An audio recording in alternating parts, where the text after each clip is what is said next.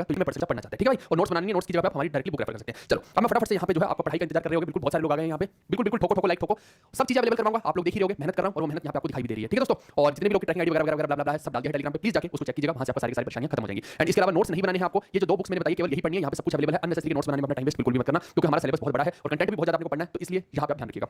चलिए अब जो कॉन्टेक्स्ट हमारा खत्म होता है वो होता है खिलजी पे। आप देखो कि खिलजी एम्पायर का जो अंत है, उसका जो अंत है तुगलक का वही आरंभ है ना, बोला सुना है ना आपने, अंत ही आरंभ है, तो बस वही वाली चीज है कि किसी का अंत तो किसी का आरंभ हो जाता है। अब यहाँ पे आप देखो खेल कैसे बदलने वाला है। देखो खिलजियों के अंदर जो है ना, बेशक से अलाउद्दीन खिलजी ने ऊपर से लेकर नीचे तक पूरा कंट्रोल कर लिया था, लेकिन बंगाल उतना अच्छे से कंट्रोल कोई भी नहीं कर पाया दिल्ली सल्तनत का। बंगाल वाले खुद को बार-बार इंडिपेंडेंट करते रहते थे, ठीक है, वो बहुत हिट थे। और खिलजी आप देखिए कि नीचे तक बेशक से जीत गया, लेकिन नीचे वाले जितने भी लोग हैं, चाहे वो वरंगल वाले हो, काकतियाज हो, है ना, या फिर होयसलाज हो, ये जितने भी नीचे वाले लोग थे ना, या चोलाज हो, है ना, तो ये सब अपने आप को इंडिपेंडेंट घोषित करते रहते थे, है ना। जैसे वो खिलजी यहाँ से जीत के गया, मलिक कफूर ने अपनी पीठ घुमाई, है 6 महीने साल भर होता था, और इस नीचे वाले लोग जो है खुद को फिर से इंडिपेंडेंट घोषित कर लेते थे। और यहाँ पे जितना अत्याचार और बर्बरता खिलजी के राज में थी, उतना तो भैया पूरी दिल्ली सल्तनत में किसी ने ना किया होगा। इसने तो अलग लेवल की तबाही मचा रखी थी, और वो जो तबाही क्या थी, बेसिकली वो कन्वर्शन की तबाही ज्यादा थी, उसे सभी को ही इस्लामिक बनाना था, उसका अलग ही लेवल चल रहा था, ठीक है भाई। लेकिन आप देखिए कि अब वो इतना ज्यादा बर्बरता का रूल जो चल रहा है, ये हम नहीं बोलते हैं, ये उसी के खुद के इतिहासकार आप देखेंगे तो वो खुद ही बोल रहे हैं उसके मरने के बाद, ये सब बातें है ना, कि ऐसा ऐसी चीजें चला करती थी। अब देखो कि खिलजी की डेथ के बाद मैंने आपको एक चीज बताई थी 1000 दिनारी के बारे में, मलिक कफूर के बारे में, कि जैसे ही खिलजी का बेटा जो है मुबारक शाह गद्दी पे बैठता है, तो 1000 दिनारी उसको टॉर्चर करके मारता है। एक स्टोरी का वर्जन तो ये मैंने आपको बताया था, लेकिन जो मैक्सिमम वर्जन स्टोरी के बताते हैं वो दूसरे वर्जन पे हम बात करते हैं, लॉजिकल वर्जन पे। वो बात ऐसी है कि मुबारक शाह जो है वो गद्दी पे बैठता है, लेकिन 1000 दिनारी जो होता है उसे उसका हो जाता है दिमाग घूम जाता है, वो पागल तो होता ही आपको पता ही है ना, तो सबका रखा होता है। अब आप देखिए कि ये क्या कहता है, ये बोलता है कि जो अलाउद्दीन का 6 साल का बेटा है ना, शहीबुद्दीन उमर, ये बोलता है कि भैया इसको बनाएंगे हम राजा। अब आप सोच रहे हो कि इसको क्यों बनाएगा, तो भैया 6 साल के बच्चे में समझ तो होती नहीं है, तो उसको गद्दी पे बैठा के खुद रूल करना चाह रहा था मलिक मनी या फिर मलिक कफूर, ठीक है भाई।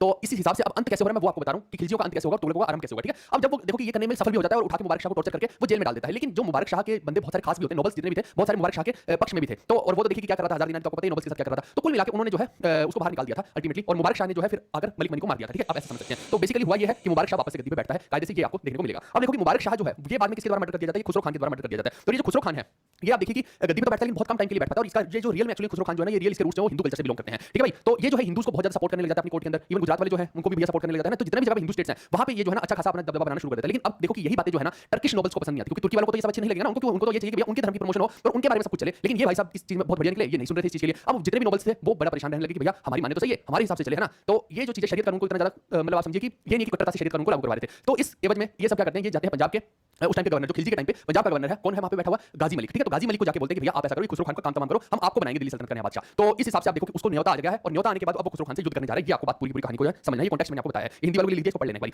अब आप देखो कि ये सारा मैंने लिख दिया कि किसको सपोर्ट करता था, कहानी देखो जो मैं बोल रहा हूं ना वो आपको समझने की जरूरत है, ये तो फिर बाद में तो आप जब रीड करोगे तो तुरंत सारी चीजें समझ में आ जाएंगी। अब देखो कि जब उसके नोबल्स गाजी मलिक को बुला लेते हैं, यहाँ पे खिलजियों का गवर्नर जो पंजाब में बैठा है गाजी मलिक, उसको बुला लेते हैं। 1320 में ये गाजी मलिक अटैक करता है किसके ऊपर, खुसरो खान के ऊपर, और किसी मदद लेता है खोखर की, देखो यहाँ पे जाटों की भी मदद चल रही है। तो इस हिसाब से, और ये देखिए ये ट्राइब्स मैंने खोखर ने ये एक तरह से मर्सिनरी की तरह यूज होते थे कि जब भी आप युद्ध पे जा रहे हैं तो आप इनको न्योता दे सकते हैं और इनको ये पैसा और पैसे के एवज में ये आकर आपके साथ जो है युद्ध करेंगे, ऐसा आपको समझना है। अब अल्टीमेटली आप देखिए कि खुसरो खान जो है वो यहाँ पे 2 बैटल होते हैं, एक है बैटल ऑफ सरस्वती और एक है बैटल ऑफ लहरावत। ये दोनों बैटल्स के अंदर खुसरो खान की हार होती है और अल्टीमेटली इसको यहाँ से गद्दी से हटा दिया जाता है, मार दिया जाता है, whatever is the reason, but इसको जो है यहाँ से डिस्प्लेस करके अब जो है नया बंदा यहाँ पे बैठा हुआ है गाजी मलिक। गाजी मलिक आते ही अपना नाम क्या रख लेता है, घ्यासुद्दीन रख लेता है, थोड़ा सा धासु नाम होना चाहिए, तो भाई ने आती रख लिया अपना नाम घ्यासुद्दीन, घ्यासुद्दीन।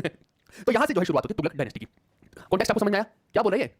पोस्ट प्रेफरेंस वगैरह भी आ जाएगा भाई, स्पैम मत किया करो, ठीक है, स्पैम मत किया करो, पोस्ट प्रेफरेंस वाला फॉर्म वगैरह सब आ जाएंगे, टेंशन मत किया करो। तो कुल मिला के हमने ये पूरा पूरा कॉन्टेक्स्ट देख लिया है कि हुआ क्या। अच्छा जितने भी लोगों ने भाई ये लाइव देख लिया करो, बाद में जब कभी वीडियो हट जाती है फिर रोना यहाँ पे मचा के रखता है कोई कि नहीं सर यहाँ पे दे दो हमें दे दो, तो फिर पेड कोर्स में ही जाना पड़ेगा, है ना। तो पहले लोग समझते नहीं और बाद में उनको याद आता है कि अच्छा हमें पढ़ना भी था, पहले तो आवारा गद्दी चलेगी यहाँ पे, और बाद में उनको याद आएगा अच्छा हमने उस दिन तो क्लास पढ़ी नहीं, तो जब आप में डिसिप्लिन नहीं तो मैं क्यों आपको इतनी बड़ी फैसिलिटीज दूं, है ना। तो आप देखिए अभी भी नहीं अगर कोई बच्चा पढ़ रहा है क्लासेस को, मैं 2-3 दिन तक छोड़ भी रहा हूं, अभी क्लासेस को हटा नहीं रहा हूं, फिर भी नहीं कोई पढ़ेगा, तो भैया तुम्हें कोई पढ़ा ही नहीं सकता, तुम्हारा सिलेक्शन कोई करवा नहीं सकता, सीधी बात तो ये है, ठीक है। तो सब दोस्तों को बता दो भाई कि पढ़ लिया करो और खत्म कर दो, उसके बाद मत बोलना कि नहीं सर फिर से प्राइवेट कर दो, ये कर दो, वो कर दो, फलाना कर दो, फलाना कर दो, ठीक है भाई। तो इस तरीके से जो तुगलक डायनेस्टी की शुरुआत होती है हिंदी में पढ़ लेना। चलो अब अगर मैं तुगलकों का थोड़ा सा पूरा एक चार्ट देखना चाहूं तो ये आप देख सकते हैं ना कि इनके एंसेस्टर्स जो हैं, तो यहाँ पे घ्यासुद्दीन हो गया, फिर घ्यासुद्दीन के बाद जो है मोहम्मद बिन आ जाएगा, इस तरीके से मोहम्मद बिन तुगलक जो है यही पागल राजा है, तो ये घ्यासुद्दीन का बेटा ही है। और इस तरीके से आप देखिए कि फिर इसी का जो एक कजन है वो है फिरोज शाह, और फिरोज शाह के बारे में जानना है तो पीछे की तरफ आपको जाना पड़ेगा। तो यहाँ पे देखिए कि भटिया प्रिंसेस थी जिसका ये बेटा है, और ये आपको ध्यान रखना बेसिकली यहाँ से इसलिए बता रहा हूं कि फिरोज शाह तुगलक की मां जो वो हिंदू है, ठीक है। ये आप कॉन्टेक्स्ट को ध्यान में रखना है, इसलिए यहाँ पे टेबल बनाया गया। तो ये जो बंदा है ये थोड़ा सा हिंदू कल्चर की तरफ भी जो है, ऐसा नहीं है कि शरीयत कानून को नहीं मनवा रहा है, शरीयत को बहुत स्ट्रिक्टली मनवा रहा है, लेकिन हिंदू के साथ भी इसका थोड़ा सा ठीक चल रहा है लेना देना, ऐसा नहीं कि उनके ऊपर जो कोई बर्बरता या कट्टरता दिखा रहा है। तो ये आपको ध्यान रखना है, ठीक है। इसकी मम्मी जो है वो हिंदू है। अब यहाँ से फिरोज शाह के जो है आगे बहुत सारे बच्चे आपको दिख रहे होंगे, और यहाँ पे देखो अब बहुत सारे लोग तो आएंगे यहाँ, ठीक है, लेकिन हमें जो समझना है वो नासिरुद्दीन महमूद का ही समझना है, नासिरुद्दीन मोहम्मद शाह का, क्योंकि अल्टीमेटली यहीं से जो है फाइनल जाके जो है अंत हो जाना है। तो इसलिए इसी लाइन को समझना जरूरी है। तो ये वैसे मैंने लगभग तो आपको बता दिया है। चलो ओके, रफ सारा हमने समझ लिया है इसके बारे में। अब इसके बारे में थोड़ा सा इसकी सल्तनत के बारे में समझ लेते हैं। अगर कोई पूछ ले कि लॉन्गेस्ट सर्विंग डायनेस्टी कह लो, longest serving dynasty in Delhi सल्तनत, डायनेस्टी इन दिल्ली सल्तनत, तो ये कौन सी हो जाएगी आपकी? ये हो जाएगी दोस्तों तुगलक डायनेस्टी, ठीक है। इसके अलावा अगर मैं पूछता हूं कि ऑफिशियल लैंग्वेज दिल्ली सल्तनत की ऑफिशियल लैंग्वेज क्या थी, दिल्ली सल्तनत की ऑफिशियल लैंग्वेज क्या थी? और यह बात याद रखना कि टर्क्स तक टिल टर्क्स है ना, यानी कि ये भी मैं लिख देता हूं यहाँ पे, आप लोगों को फिर दिक्कत आएगी। जल्दी से आप कमेंट करके बताइए, मैं लिख देता हूं कुछ चीजें। जितने भी आपके मामलुक हो गए, मामलुक, और मामलुक के बाद कौन है अपने? खिलजी, और ये हो तुगलक। जितने क्या आपके टर्की से बिलोंग करते हैं, टर्क्स हैं, ठीक है। इसीलिए वहां पर कुछ जो है अपना वो मान रहे हैं, यहाँ प्रेसिडेंट मान रहे हैं, आप समझ सकते हैं, ठीक है। तो ये आपको क्लियर है। ऑफिशियल लैंग्वेज किसने लिखा है क्या भाई? शॉर्टेस्ट खिलजी है, बिल्कुल आपने सही कहा। ये बच्चे में से पूछ रहे थे, मैंने एक वीडियो में शायद ये बोल दिया होगा गलती से कि शॉर्टेस्ट जो है सैयद को बोल दिया था। नहीं नहीं, वो सैयद शॉर्टेस्ट नहीं है एक्चुअली में। उसके अंदर सबसे कम इंपॉर्टेंट रूलर, या फिर ये कहें कि लेस नंबर ऑफ रूलर्स हम कह सकते हैं उसको, कि जो इतने ज्यादा इंपॉर्टेंट नहीं थे, या फिर उसका कह सकते हैं सैयद का शॉर्टेस्ट एरिया वाला। ठीक है, सैयद की बात करेंगे तो शॉर्टेस्ट एरिया सैयद आज कोई बता देगा, उन्होंने बिल्कुल छोटे से एरिया में राज किया। तो शॉर्टेस्ट एरिया वाइज अगर बोलेंगे तो सैयद आएगा। शॉर्टेस्ट पीरियड वाइज जाएगा, लिख देता हूं मैं। ठीक है, शॉर्टेस्ट पीरियड खिलजी डायनेस्टी। ठीक है, और कौन सा रह गया, शॉर्टेस्ट एरिया वाला भी बता देता हूं। शॉर्टेस्ट एरिया जो है इस पे राज किया है सैयद ने, सैयद। ठीक है, और ऑफिशियल लैंग्वेज में ये पूछना चाह रहा हूं कि टर्किश थी या पर्शियन थी, ये कोई बताओ। बहुत बढ़िया है, बहुत सारे लोगों ने बता दिया है कि जो ऑफिशियल लैंग्वेज है यहाँ पे वो टर्किश नहीं है, टर्किश नहीं है, पर्शियन है, पर्शियन है। और मुगल सल्तनत की कौन सी थी, मुगल सल्तनत की टर्किश थी, पर्शियन थी या कोई और थी, वो भी एक बार आप कमेंट करके बताइए। अब आप देखिए कि मैं यहाँ पे मैप में आपको बताता हूँ मोटा मोटा कि तुगलक जो है वो सबसे लंबा राज करके जा रहे हैं, सबसे बड़े एरिया को अगर मैं देखता हूँ तो काफी सारा एरिया यहाँ पे है इनके पास। लेकिन ये एरिया देखो कि ऐसा नहीं कि हमेशा ऐसा ही रहेगा, कभी घटता रहेगा कभी बढ़ता रहेगा, है ना। वो डिपेंड करता है, हर कोई अपने इंडिपेंडेंट घोषित करता रहता है। बंगाल वाले अपना इंडिपेंडेंट कर लेते हैं, इधर वाले अपना। और जब मोहम्मद बिन तुगलक का टाइम आएगा तो यहाँ पे एक नए साम्राज्य की स्थापना होगी, विजयनगर साम्राज्य की तरफ, और एक बहामनी किंगडम बनेगी यहाँ पे। और ये सब जो है ये मोहम्मद बिन तुगलक को इस तरफ आने ही नहीं देंगे। अल्टीमेटली आप समझिए कि मोहम्मद बिन तुगलक जो यहीं तक रह जाएगा, ये जो है मोहम्मद बिन तुगलक रह जाएगा, ये आपको समझना है। ठीक है भाई, ये हटा देता हूँ। हाँ, क्या दिया है इन्होंने, बिल्कुल उनकी भी कौन कह रहा है टर्किश, टर्किश नहीं है, मुगलों की भी पर्शियन ही है, ये आप ध्यान रखिएगा। दिल्ली सल्तनत की भी पर्शियन और मुगलों की भी पर्शियन ही है लैंग्वेज। ठीक है दोस्तों, चलो आगे बढ़ते हैं। और सबसे पहली भी मैंने बता दी, ठीक है, सब मैंने मैक्सिमम तो आपको बता दिया है। हाँ चलिए, तुगलक वंश में अगर मैं सबसे पहले बात करता हूं तो ग्यासुद्दीन तुगलक की हम बात करने वाले हैं। ग्यासुद्दीन तुगलक का जो राजपाट है ये आप समझना 1320 से लेकर 1325 तक है, यानी केवल 5 साल तक ये राजा बन के रहा है। ठीक है दोस्तों, और अगर मैं पूरी डायनेस्टी की बात करता हूं तो 1320 से 1412 तक, यानी कि काफी लंबा समय इनका हो गया है। और अगर मैं ग्यासुद्दीन की बात करूं तो इसको जो है गाजी मलिक का टाइटल भी दे रखा है, वैसे नाम गाजी मलिक ही है। ग्यासुद्दीन तो ये बाद में अपना नाम रख रहा है और यही फाउंडर माना जाता है, ये आपको समझना है। और अब ये जो है पंजाब से उठ के कहां पे बैठ गया, दिल्ली के तख्त पे आकर विराजमान हो जाता है। अब देखो कि यहाँ पे आता है, और ये बात आपको कॉन्टेक्स्ट ध्यान रखना है कि यहाँ पे ना इस वक्त सिर्फ यही नहीं हो रहा है। आप देखो कि इधर से मंगोल्स का आक्रमण कंटिन्यूसली चलता ही रहता है। ये मैं थोड़ा सा अलग कलर कर देता हूँ। मंगोल्स का जो आक्रमण है वो कंटिन्यूसली चलता रहेगा। ठीक है, मंगोल यहाँ शांत नहीं बैठ रहे हैं, यहाँ सारा का सारा राजपाट इस तरफ मंगोलों का हो रखा है, और मंगोल जो है बार-बार आक्रमण करते रहते हैं। लेकिन उनका जो मेन मुद्दा है राज करने का नहीं है, यहाँ से केवल धन दौलत लेके जाके, और वो सिंपल सी उनका कहानी यही है। ठीक है, अब देखो क्योंकि खुद को बचा के भी रखना, बहुत सारी चीजें करनी, तो ये जो है सिटी का भी निर्माण करवाता है यहाँ पे तुगलक का बाद का। बहुत सारे किले वगैरह भी जो है बनवाने होते हैं, क्योंकि अपने आप को सेफगार्ड करना, तो किले तो बनवानी पड़ेंगे, नहीं तो कोई मतलब नहीं रहेगा। इसके बाद अगर मैं बात करता हूँ तो 5 साल तक ये राज करके गया है, और उसके बाद बैक टू पवेलियन, क्योंकि इसकी कहानी कुछ ऐसी हुई कि जो जब ये बंगाल को फतेह करने जा रहा था, समझना इसको मैं बताता हूँ आपको इस तरफ, जब ये इस तरफ बंगाल को फतेह करने जा रहा था आपको समझना, तो ऐसा बोला जाता है कि जब वापसी लौट रहा था अपने बेटे के साथ, इसका एक और बेटा था, है ना, तो दो बेटे हैं, एक जोना खान है और एक और दूसरा बेटा है। अब जो जोना खान है यही मोहम्मद बिन तुगलक है, और जोना खान जो हाईली एम्बिशियस पर्सन है, वो चाहता है कि भैया किसी तरीके से भी वो राजा बन जाए, तो वो अपने भाई को और अपने बाप के लिए, है ना, एक पूरा का प्रोटीन करता है। जब बंगाल से वापस लौट रहे हैं तो रास्ते में आप समझो कि एक वुडन का पूरा महल बनवाया जाता है इनके लिए, इनके सम्मान के लिए। इनको नहीं पता कि इनके साथ क्या खेलने वाला है, तो जब वो पूरा महल में आएंगे, एंटर करेंगे, इनके लिए पूरा है ना बारातियों वाला सिस्टम चालू, ये अलग ही फील्ड में हम जीत के आए हैं। इनको नहीं पता कि ये दुश्मन को हरा के आए हैं, लेकिन एक दुश्मन घर में भी बैठा है। तो उसने इस हिसाब से महल बनवाया था कि जैसे ही अंदर घुसते हैं, अंदर मौज में बैठे हैं, तो वो पूरा का पूरा लकड़ी का महल जो टूट के बर्बाद हो जाता है, और इनके ऊपर सारा मलबा गिरता है, और ये वहीं पे दोनों समाप्त हो जाते हैं। तो यहीं से गद्दी पर कौन बैठ जाता है, जोना खान बैठ जाता है, यानी कि जिसको आप मोहम्मद बिन तुगलक बोलते हैं। ठीक है भाई, ये मैंने एक पूरी स्टोरी बता दी, अभी कॉन्टेक्स्ट बता दिया है। इसके अलावा आप देखिए कि इसने कोशिश की कि अपने जितने भी नॉवेल्स हैं उनको अपने साथ रखे, ये नहीं कि उनके अगेंस्ट जाए, ये भी एक हमें कांसेप्ट समझना है। इसके अलावा आप देखिए कि ये निजामुद्दीन औलिया के भी कंटेम्परेरी है। कई बार पेपर में पूछ लिया जाता है, जैसे इस बार मोहम्मद बिन तुगलक के बारे में पूछ लिया था, वो चिश्ती के कंटेम्परेरी नहीं, चिश्ती की दरगाह पे गए थे, लेकिन इसके बारे में पूछ सकते हैं कि कौन से फकीर के जो है ये कंटेम्परेरी है, यानी उसी टाइम पे हुए। तो हालांकि इनकी उससे ज्यादा बनती नहीं है उस फकीर से, ये भी आप बात ध्यान रखिएगा, है ना। तो कोई बहुत ज्यादा नहीं कर रहे हैं, लेकिन फिर भी आपको ध्यान रखना, दिल्ली में निजामुद्दीन एक स्टेशन अगर आपको पता तो वहां से आप याद रख लेना, निजामुद्दीन औलिया जो है वो इनके कंटेम्परेरी है। तो ये हिंदी में मैंने लिख दिया आप लोगों के लिए।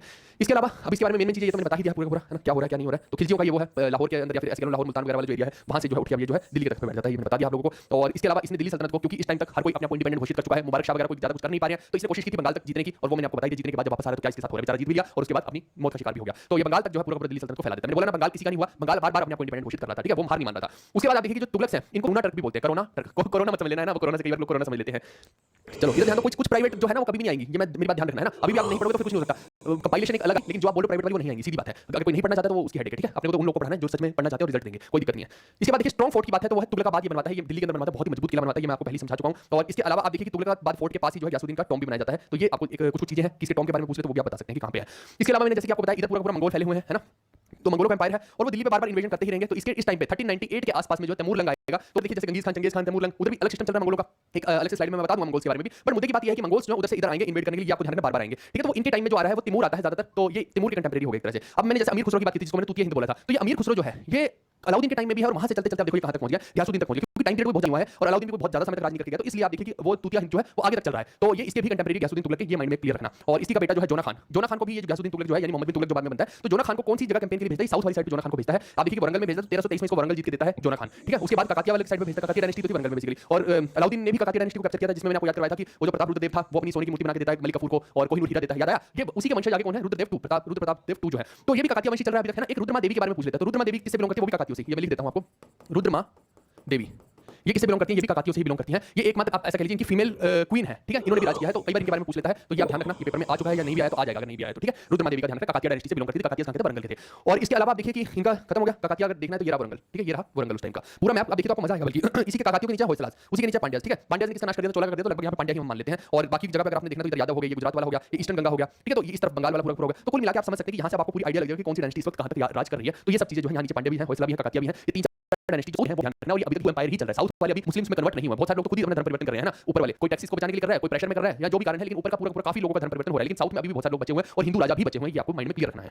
चलिए अब देखो कि गयासुद्दीन का वैसे मैंने आपको बता ही दिया है, और क्या है इसके अंदर, हाँ गयासुद्दीन का बेटा जो खान है उसी का एक और नाम भी है ख्वाजा जहां, ठीक है, यही है मोहम्मद बिन तुगलक, यही है ख्वाजा जहां और यही है जोना, तो ये माइंड में क्लियर रखना। गयासुद्दीन ने कौन कौन सा एरिया जीत चुका है, ये बंगाल जीत चुका है, उत्कल जीत चुका है, उड़ीसा जीत चुका है और वारंगल जीत चुका है, यानी गयासुद्दीन अपने टाइम में इतना तक तो एक्सपेंशन कर चुका है, काफी अच्छी एक्सपेंशन इसने अपनी कर दिया है। और जोना खान ने बंगाल कैंपेन के दौरान अपने बाप और अपने भाई को जो है मार गिराया था, ये भी हमने क्लियर कर लिया है। अब एंड ऑफ गयासुद्दीन हो गया है ना, और अगर कोई पूछ ले कि वो कौन लड़के आ रहे थे, तो ये भी मैंने लिख दिया है, सिविल वॉर 1324 की बात है, ठीक है। और इसके अलावा और क्या क्या हो सकता है, मेन देख लेते हैं बस, Tirhut on his way back to Delhi, ठीक है, ये तो मेन कैंपेन्स लिखी हुई है। 1324 में जब बंगाल को जीत के फिर वो वापस आ रहा है, तो वही सब लिखा हुआ है कि उसके बेटे को उसको जो है वुडन वाले उसमें मार देता है पेविलियन में, ये वुडन पेविलियन, ठीक है, तो ये सब कहानियां वही सब लिखी हुई है। हाँ, ये जो चीजें हमें पता लग रही है, कहां से पता लग रही है, इसी टाइम एक मोरक्कन ट्रैवलर आया था, वो आया किसके, मोहम्मद बिन तुगलक के टाइम में आया था मोरक्कन ट्रैवलर, जिसका नाम था इब्न बतूता। इसी इब्न बतूता को एक एमिसरी बना के चाइना में भी भेजेगा आगे चल के, और यही रहला बुक लिखता है, तो वो इब्न बतूता जो है ना, वही इसके बारे में पूरी जो प्लॉटिंग एंड प्लानिंग जो चल रही है उसके बारे में अपनी किताब के अंदर लिखता है, तो वहां से हमें पता लगता है, ठीक है। ख्वाजा जहां या जोना खान की बात करें तो, और इसको मारने के बाद, अपने बाप को मारने के बाद, ये कौन है, ये आपका गाजी मलिक या गयासुद्दीन, ठीक है, गाजी मलिक। अब इसको मारने के बाद जो मोहम्मद बिन इसकी विकेट डाउन करता है और खुद जो है राजा बन जाता है, ये आपको समझना है। ये इब्न बतूता के बारे में मैंने जो भी आपको बताया वो है। चलिए अब देखो गद्दी पे इस वक्त कौन बैठ गया है, जोना खान बैठ गया, जिसका नाम है मोहम्मद बिन तुगलक। इसका टाइम पीरियड देखिए 1325 से 1351 एडी तक का है, ठीक है दोस्तों। अब देखो कि इसके अदर नेम जो है वो वैसे तो जोना खान है या ख्वाजा जहां है, कुछ लोग युलुक खान बोलते हैं, हालांकि युलुक खान से उतना मेल हम नहीं करवा पाते, युलुक खान हम बलबन को बोलते थे, बट ठीक है, अगर आपको कभी आ ही जाए और ऑप्शन में बलबन ना हो तो फिर आप एक मार्क कर सकते हैं, हालांकि ख्वाजा जहां मैंने ऑलरेडी आपको बता दिया। अब अगर बोला जाए तो ये जो सुल्तान है, ये सबसे ज्यादा पढ़ा लिखा सुल्तान है दिल्ली सल्तनत का, इससे ज्यादा पढ़ा लिखा है ही नहीं है, लेकिन फिर इसका नाम पागल राजा पड़ा। इसको पागल राजा क्यों बोलते थे वो अभी आपको पता लग जाएगा यहाँ पे, है ना। देखो पढ़ाई लिखाई और किताबी ज्ञान होना एक अलग बात है, और प्रैक्टिकली उसको इंपोज करवाना अलग बात है ना। आपको हर चीज की नॉलेज है, बट इसका कतई ये मतलब नहीं है कि आप पेपर में पूरे नंबर लेके आएंगे। आपने सारी चीजें पढ़ ली, इसका कतई मतलब नहीं कि आप पूरे आएंगे। आपने सारा मैथ्स पढ़ लिया, सारे कंसेप्ट पढ़ लिए, लेकिन इसका बिल्कुल भी ये मतलब नहीं कि मैथ्स में आप पूरे नंबर ला पाएंगे। वो आपका डिपेंड करता है एप्लीकेशन पार्ट में, कितना आप अप्लाई कर पा रहे हो। तो इसकी एप्लीकेशन दद्दी थी, पढ़ा लिखा बहुत था, एप्लीकेशन दद्दी थी, ये हमें समझना है। बिल्कुल बिल्कुल, वो बलबन का नाम था, मैं वही आपको बता दिया है कि वो बलबन से ज्यादा मेल खाता है, ये वाला जो नाम है बलबन से ज्यादा मेल खाता है, बट बाई चांस कभी मैंने देखा है ना, तो इसलिए मैंने आपको बता दिया। इसके बाद सबसे पढ़ा लिखा हो गया, बहुत सारी चीजों में बोल भी पाता था, जैसे अरबी भाषा में बोल लेता था, पर्शियन में बोल लेता था, है ना, फिलोसफी का ज्ञाता, एस्ट्रोनॉमी का, लॉजिक्स का, मैथमेटिक्स का, फिजिक्स का, साइंस ज्ञान इसने सारी कर रखा था, सब कर रखा था इसने, जो ये पढ़ सकता था सब इसने पढ़ रखा था। और इसने कोशिश की कि ये फॉरेन से जो अच्छे रिलेशन बना पाए। अब जैसे फॉरेन वाले बोले तो चाइनीज से, जैसे बेसिकली वहां पे एक एमिसरी के तौर पे इसको भेज रहा है, आपका इब्न बतूता को भेज रहा है, तो वहां से एक अच्छे रिलेशन हो गए। फिर आप देखिए कि जब ये अपना हिमालयन रीजन को फतेह करने की कोशिश कर रहा था, नेपाल वाले रीजन के आसपास की बात करते हैं, तो वहां पे देखिए कि मोनेस्ट्री जो है, बुद्धिस्ट मोनेस्ट्री, वो टूट गई थी। तो वहां पे से एक बंदा आता है तोगन तिमूर नाम का, ये कई बार पेपर में पूछ लिया जाता है, और इसकी डेट्स भी याद रखना। इसके बारे में तो ऐसा भी होता है कि कई बार ये पूछ लेते हैं कि कौन सा इवेंट पहले हुआ और कौन सा बाद में हुआ, तो आपको वो ईयर्स भी याद होनी चाहिए कौन कब क्या कर रहा है ये। तो आप देखिए 1341 के अंदर जो है तोगन तिमूर इसके पास आ रहा है परमिशन लेने के, भैया क्या मैं इसको दोबारा बनवा लूं, क्योंकि तो राजा मार देगा, है ना। तो इसलिए जो है पहले से पूछना है कि क्या बनवा लूं, मैं बाप बनवा लूं तो बताओ, फिर मैं अपनी ईंट पत्थर उसके अंदर रखूं, नहीं तो फिर भागूं। तो इसने बोला बनवा लो, तो तब से जो है वहां पे रिबिल्ड हो गई। फिर ये तो 1341 का इवेंट है। अब देखिए 1347 में क्या कर रहा है, चाइना से अच्छे रिलेशन बनाने, तो इसी के कोर्ट में कौन है, इब्न बतूता है, जिसको बाद में चीफ काजी या चीफ जज भी बना देता है। आपको ऐसे समझना है। तो अगर कोई पूछ ले पेपर में कि इसने इब्न बतूता को कौन सी पोस्ट दी थी, तो काजी की दी थी या फिर जज की दी थी, ठीक है, काजी या जज, काजी या जज, ठीक है। और इसके अलावा अगर कोई पूछ ले कि चाइना में किसको भेजा था एक राजदूत बना के अपना, तो वो इसी को भेजा था, इब्न बतूता को, ठीक है। और ये कहां से आया था, मोरक्को से आया था, इब्न बतूता कहां था, मोरक्को से, ठीक है, मोरक्को से आया था ये, ठीक है दोस्त, ये भी आप याद रखिएगा। और किताब कौन सी लिखी थी जिससे हमें सारा मोहम्मद बिन तुगलक के बारे में पता लग रहा था, वो किताब है किताबे रहला या किताब रहला या बुक रहला, अब जैसा भी उसको बोलना चाहे। और ये इसने जो है जब ये आया है तो कौन से टाइम पीरियड में आया, कई बार पेपर में पूछ लिया था एग्जैक्ट ईयर, तो 1333 में 1 के साथ 333 लगा दो, उस टाइम पे ये जो है यहाँ पे आया है, ठीक है। 3 तिगाड़ा काम बिगाड़ा, और इसके साथ यही हो रहा था भाई, है ना, 3 तिगाड़ा काम बिगाड़ा था। तो वहां से आप याद रखना कि 1333 यानी 1333 के अंदर जो है ये आता है, और इसको काजी की पोजीशन मिलती है, चीफ काजी की। कहां पे, दिल्ली के अंदर। कौन देता है, मोहम्मद बिन तुगलक देता है। ये आदमी बहुत आइटम है, ये पता नहीं क्या क्या करता रहेगा, अभी देखते रह जाओ आप, है ना। अब देखो कि इसने जितनी भी पॉलिसीज डाली सारी की सारी, देखो मजेदार तो थी पॉलिसी, सुनने में अच्छी लगती थी, है ना। जैसे आज हमारे पीएम साहब हो गए ना, वो भी रोज नई पॉलिसीज बनाते हैं। अब इंप्लीमेंट कितनी हो रही है वो एक अलग बात है, लेकिन सुनने में तो अच्छी लगती है ना। तो वैसे ही है ना, आप कितना make in India made in India कर लीजिए, लेकिन आज देखिए कि भारत की इकोनॉमी ठप पड़ी है, बिल्कुल नीचे डिप में जा रही है। लोग अपना सारा पैसा निकाल के बाहर भागे, क्योंकि टैक्सेस इतने लगा रहे हैं। और बाहर के लोग जो है बाहरी कंट्रीज देखिए, वो ट्रंप जो है वो टैक्स फ्री करने को फिर दुबई वालों को देखो टैक्स नहीं ले रहे हैं ना, 5%, 9% और 15% की स्लैब से कर रहे हैं। तो इतने बड़े बड़े इंफ्रास्ट्रक्चर की तरफ लोग जाना पसंद करेंगे, यहाँ पे काम करना पसंद करेंगे, तो ऑब्वियस बात है ना। तो लोग भागेंगे ही ना। तो आप देखिए तभी इंडिया की इकोनॉमी की हालत इतनी डिप में चली गई कि आज आरबीआई अगर अपने सारे डॉलर रिलीज कर देगा, है ना, तो भी ऐसा हाल चल रहा है कि भैया कुछ नहीं हो पा रहा। $60 बिलियन तो रिलीज कर चुका है, तब भी अब रुपए को कमजोर होने से नहीं बचा पा रहे, टैक्सेशन पॉलिसीज अच्छी नहीं है। तो वही वाली चीज के साथ भी हुई कि इसने क्या किया, मतलब एक से बढ़ के एक आइटम निकाली, लेकिन सारी की सारी पॉलिसीज के अंदर इंप्लीमेंटेशन की कमी कर दी, और वहां से सारा काम खराब हो गया। और इसकी किस्मत समझ लो कि रद्दी थी। अब जो भी ये करता जाएगा ना, अलग ही खेल बनता जाएगा। जैसे कि आप देखो, मैं आपको बताता हूं, ये डेट याद रखना कि कब इसने जो है अपनी कैपिटल को शिफ्ट किया। देखो 1327 में, आप देखो कि मैंने आपको पहले बता दिया कि इस तरफ से कौन हमला करने वाले हैं, चीन के हैं, ठीक है। इसको मैं दूसरे तरह से कर लेता हूं। ये हमला कौन करते थे, मंगोल्स करते थे। अब क्योंकि ये मंगोल से दुखी हो चुका, तो वो आके लूटपाट करके जाते हैं, है ना, संभल इनसे रहा नहीं भाई साहब से। तो इसने सोचा कि क्यों मैं अपनी कैपिटल जो है दिल्ली के अंदर रखूं, यहीं पे सब कुछ फ्लरिश करूं, क्या पता कल को ये आएंगे फिर उजाड़ देंगे, फिर मेरा पैसा खराब होगा, लूटपाट करके जाएंगे। इससे अच्छा मैं क्या करता हूं, दिल्ली से अपनी कैपिटल को जो है दौलताबाद शिफ्ट कर लेता हूं। अभी बहुत अच्छा प्लान था, सुनने में भी बहुत लुक्रेटिव लग रहा है कि बादशाह जो है यहाँ पे जा रहा है ना। और यहाँ इस प्लान को डिवाइस करते हो, देखो कैपिटल चेंज हुई तो इसका मतलब है राजपाट पूरा का पूरा आगे जाएगा उसके साथ। तो भाई ने क्या बोल दिया, ये भाई अलग ही लेवल पे चल रहा है ना। आप देखो कि एक राइटर हुआ है जियाउद्दीन बरानी, तो वो इसके टाइम में भी हुआ है और फिरोज शाह तुगलक के टाइम में भी हुआ। तो बरानी बोलता है कि इस आदमी ने ये ऑर्डर दे दिया कि हम दिल्ली से दौलताबाद जा रहे हैं, और जितने भी लोग हैं सब अपना बोरिया बिस्तर बांध लो, सभी के सभी वहां जाएंगे, मैं अकेला नहीं जाऊंगा। इसको भाई को अलग ही डर लग रहा है ना। और उसने तो अपनी बुक में ये लिख दिया कि no cat and dog leg. इसने बोला कि को मत छोड़ो, साला सबको उठा के ले जाओ। कहने का मतलब एक मुहावरा है, कहने का मतलब ये है कि हर किसी को जबरदस्ती लेके जाया जा रहा है। अब सोचो कि समर के टाइम में लेके जा रहा है, गर्मियां पड़ रही हैं उस टाइम पे, और यहाँ देखो कि प्यास से लोग मर रहे हैं रास्ते में ही। आधे से ज्यादा कोई प्रेग्नेंट वुमन है वो बेचारी लुढ़क गई, कोई बुजुर्ग है वो लुढ़क गया। तो आप देखिए कि लोग बहुत टॉर्चर हुए यार, रास्ते में बहुत ही लोग मारे गए दौलताबाद पहुंचते पहुंचते। और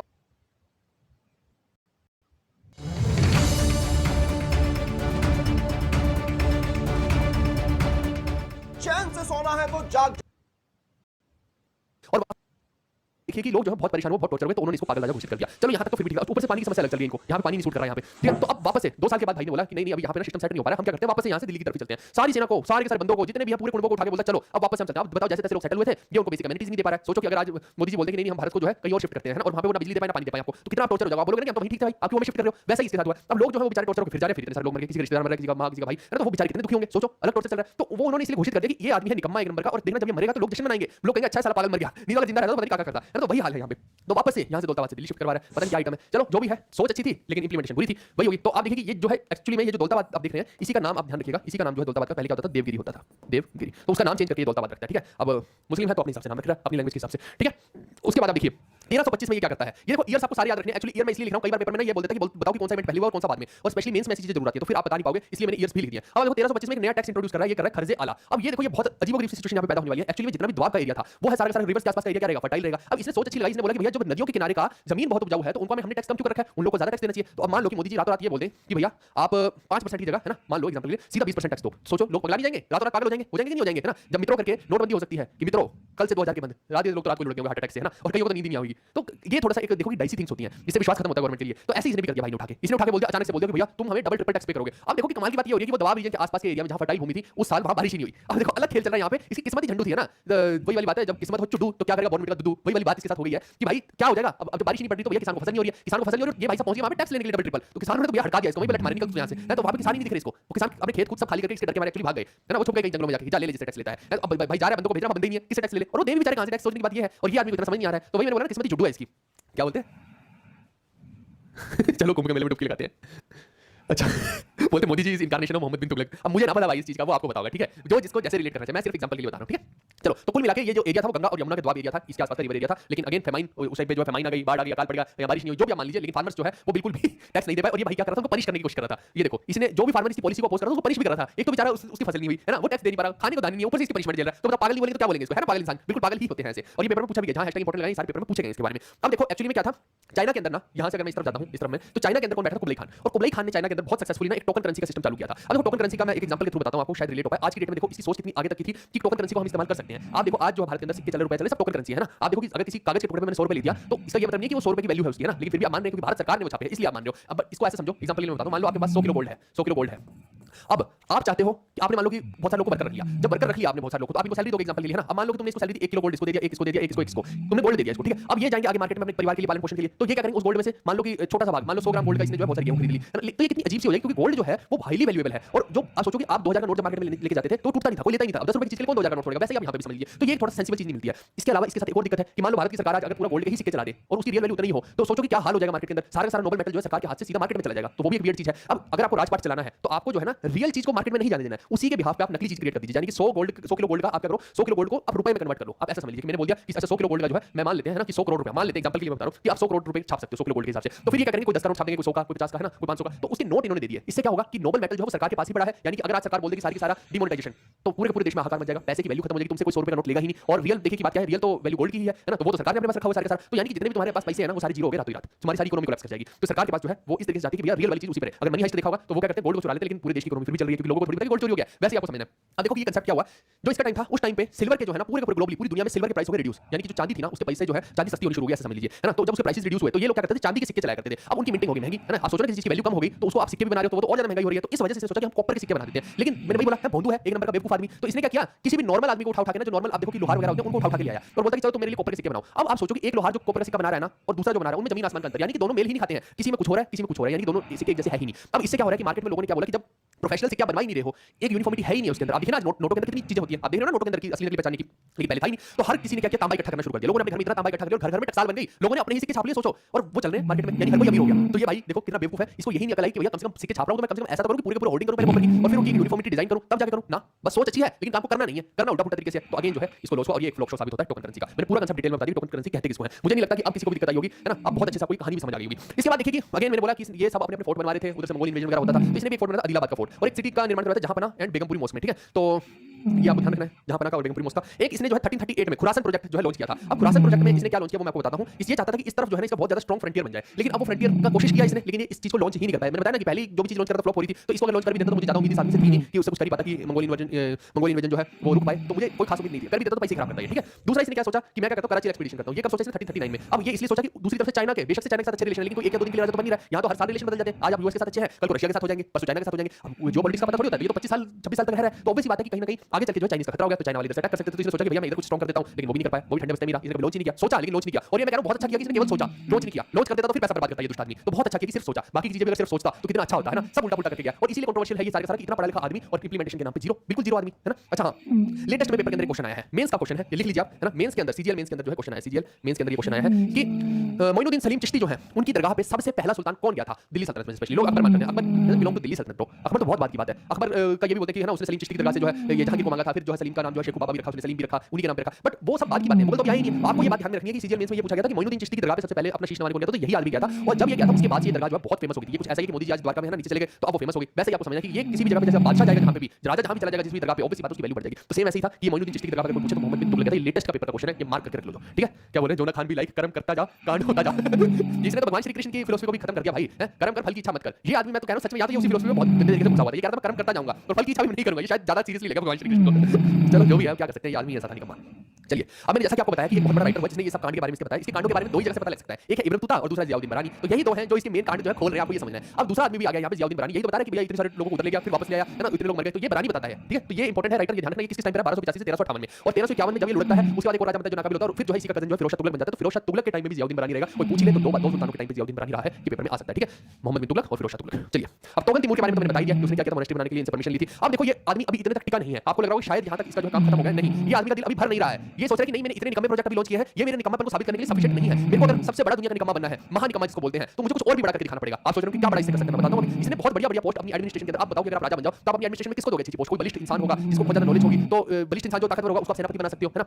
कोई घोड़ों के बारे में बहुत नॉलेज रखता है उसको घुड़सवारों का अध्यक्ष बना सकते हो, आप ऐसा ही करोगे ना। या फिर कोई बहुत बड़ा विद्वान है उसको आप सलाह विमर्श के लिए एक अमात्य के तौर पे नियुक्त कर सकते हो, ऐसा ही तो करता है कोई। लेकिन ये आदमी के शौक दिखे लगे, ये बोलता है मैं अपने आप को सबसे बड़ा निकम्मा साबित करूंगा। कैसे करूंगा वो देखना। इसने अपने उस कोर्ट के अंदर कुछ नवरत्न बनाए, जैसे अकबर ने नवरत्न बनाए थे ना, चंद्रगुप्त ने बनाए थे, ऐसे इसने भी कुछ नवरत्न बनाए। मैं बताता हूं इस नवरत्नों के बारे में सुन के तुम्हारी बातें खिल जाएंगी ना। ये बोलता है कि मैं यहाँ पे एक बहुत बढ़िया पोस्ट दूंगा अजीज खुमर को। अभी अजीज खुमर कौन है? Wine distiller. ये दारू बनाने वाले को क्या कर रहा है, एक बहुत बढ़िया अपनी एडमिनिस्ट्रेशन में पोस्ट दे रहा है। उसके बाद देखिए क्या करता है, एक नाई है जो बार-बार कैंची से बाल काटता है, फिरोज हजाम, हजाम उसी को बोलते हैं जो आपका नाई होता है, ठीक है। तो फिरोज हजाम को भी एक बहुत बढ़िया पोस्ट दे रहा है। उसके बाद इसका दिल भरा नहीं अभी, है ना। इसके बाद क्या बोलता है, एक कुक है मनका तबाक। अब ये जो मनका है कि मेन का है भाई, इसको भी इसने पोस्ट दे दी बहुत बढ़िया। और पेपर में जो पूछा गया था वो भी मैं बता देता हूं। दो माली थे गार्डनर, है ना। आज देखिए कि अगर कोई गार्डनर है, अगर मान लो कि तुम एमटीएस में भर्ती हुए, है ना, कल को तुम्हारे को गार्डनिंग करवाने लगे, उसका पोस्ट में है एमटीएस में, बिल्कुल करवा सकते हैं। करवाए ना करवाए डिफरेंट थिंग, बट करवा सकते हैं, गार्डनिंग भी उसका एक पार्ट है। और अचानक से तुम्हें कोई कमिश्नर बना दे तो तुम्हें कैसा फील होगा? तुम बोलोगे अद्भुत, बहुत ही बढ़िया है। तो फिर तुम्हें जो है मोहम्मद बिन तुगलक के टाइम में जाना पड़ेगा अगर तुम्हें सीधा एमटीएस कमिश्नर बनना है। क्योंकि ये आदमी ने क्या किया, इसके पास दो गार्डनर लद्दा और पीरा, ये दोनों माली थे भाई। इसने उनको एकदम से बढ़िया बढ़िया पोस्ट उठा दिया। अरे तुम क्या कर रहे हो, कहां तक तुम मैदान साफ करते रहोगे? आओ तुम कहां लीड उठा रहे हो, तुम आओ, तुम्हें मेरे साथ बैठा करो, तुम दे दिया ना, आओ हम लूडो खेलते हैं। ये अलग आदमी चल रहा है, अलग आइटम चल रही है। लास्ट पोस्ट आपसे बिल्कुल बिल्कुल। चलो तो ये हो गया। अब देखो यहाँ तक ये आदमी माना नहीं। अब देखो इसने एक टैक्स भी चलाया था, वो तो मैंने बता ही दिया। अब वो टैक्स चलाने के साथ साथ इसने एक पूरा एग्रीकल्चर डिपार्टमेंट बना दिया। तो अब एग्रीकल्चर डिपार्टमेंट का नाम देखिए क्या है, दीवाने अमीर को ही, दीवाने अमीर को ही, है ना। अमीर था नहीं है, सोच का तो बिल्कुल गरीब है, आप ये समझिए इंप्लीमेंटेशन का बहुत ज्यादा। तो बट स्टिल इसने जो है एक डिपार्टमेंट बनाया था एग्रीकल्चर का। कोई पेपर में आ ही जाए, वैसे आ रखा है पेपर में, ये देख लीजिए, है ना। तो आप ध्यान रखना माइंड में। अब देखो इसी टाइम होता है दो बंदे होते हैं हरिहर और बुक्का। अब ये जो है साउथ के हैं और इनको ये क्या करते हैं इस तरफ दिल्ली वाली साइड में, ठीक है। दोनों को कैद करके रखा हुआ है, लेकिन ये भाई चाहता है कि साउथ में भी ये जीत ले, ये अपनी निकम्मापन को साबित करेगा पूरा पूरा, है ना। ये चाह रहा है कि साउथ में भी जीत ले। इसको मैं रेड से मार्क कर देता हूं। तो यहां के दो बंदों को इधर कैद करे हुए हैं, वो चाह रहा है कि साउथ भी जीते। अब इसको समझ नहीं आ रहा, इसके सलाहकार इसको बोलते हैं कि भैया इन दोनों को छोड़ दो और इनको उधर रिवोल्ट करने के लिए भेज दे, क्योंकि ये उधर से ही साउथ से, तो ये दोनों तेरी मदद कर सकते हैं। और ये दो कौन है, ये हरिहर और बुक्का है। तो ये भाई उनको छोड़ देता है जेल से, बोलता है कि तुम यहां क्या कर रहे हो, आओ हम डील क्रैक करते हैं। उनके साथ एक ये शार्क टैंक वाली डील क्रैक करता है कि भैया अगर तुम वहां से जीत जाओगे तो फिर ऐसा करेंगे कि तुम मेरे बिहाफ पे वहां पे राज करना और तुम बस मेरे को टैक्स देते रहना। तो ये दोनों भी खुश हो गए, है ना। और इधर जो है कन्वर्शन हो रखा था भाई, इसने मुस्लिम बना रखा था इनको। ये तो इनका पहला काम था कि कन्वर्शन तो तुरंत करते थे। ये तो ऐसे जेल में लेके घूमते थे कि अच्छा कहीं हिंदू मिल जाए उसको ठप्पा लगा के मैं अभी इसको मुस्लिम बना दूं ना। इनका तो ऐसा चलता था, जन्मजात अधिकार होता है, जैसे किसी पे भी ठप्पा लगा दिया तो वो बन गया है। तो कन्वर्शन करके फिर उन्होंने एक गुरु के अंदर अपनी शरण ली, वो लोग दोनों पलट गए, है ना। वो इधर आए और वो पलट गए दोनों और एक गुरु के अंदर शरण लेके, है ना। तो वो क्या क्या हुआ था वो सब विजयनगर की बात है। पर मुद्दे की बात ये है कि वो जो पलट गए और उन्होंने यहाँ पे हिंदू साम्राज्य की स्थापना की जिसका नाम था विजयनगर, ठीक है भाई।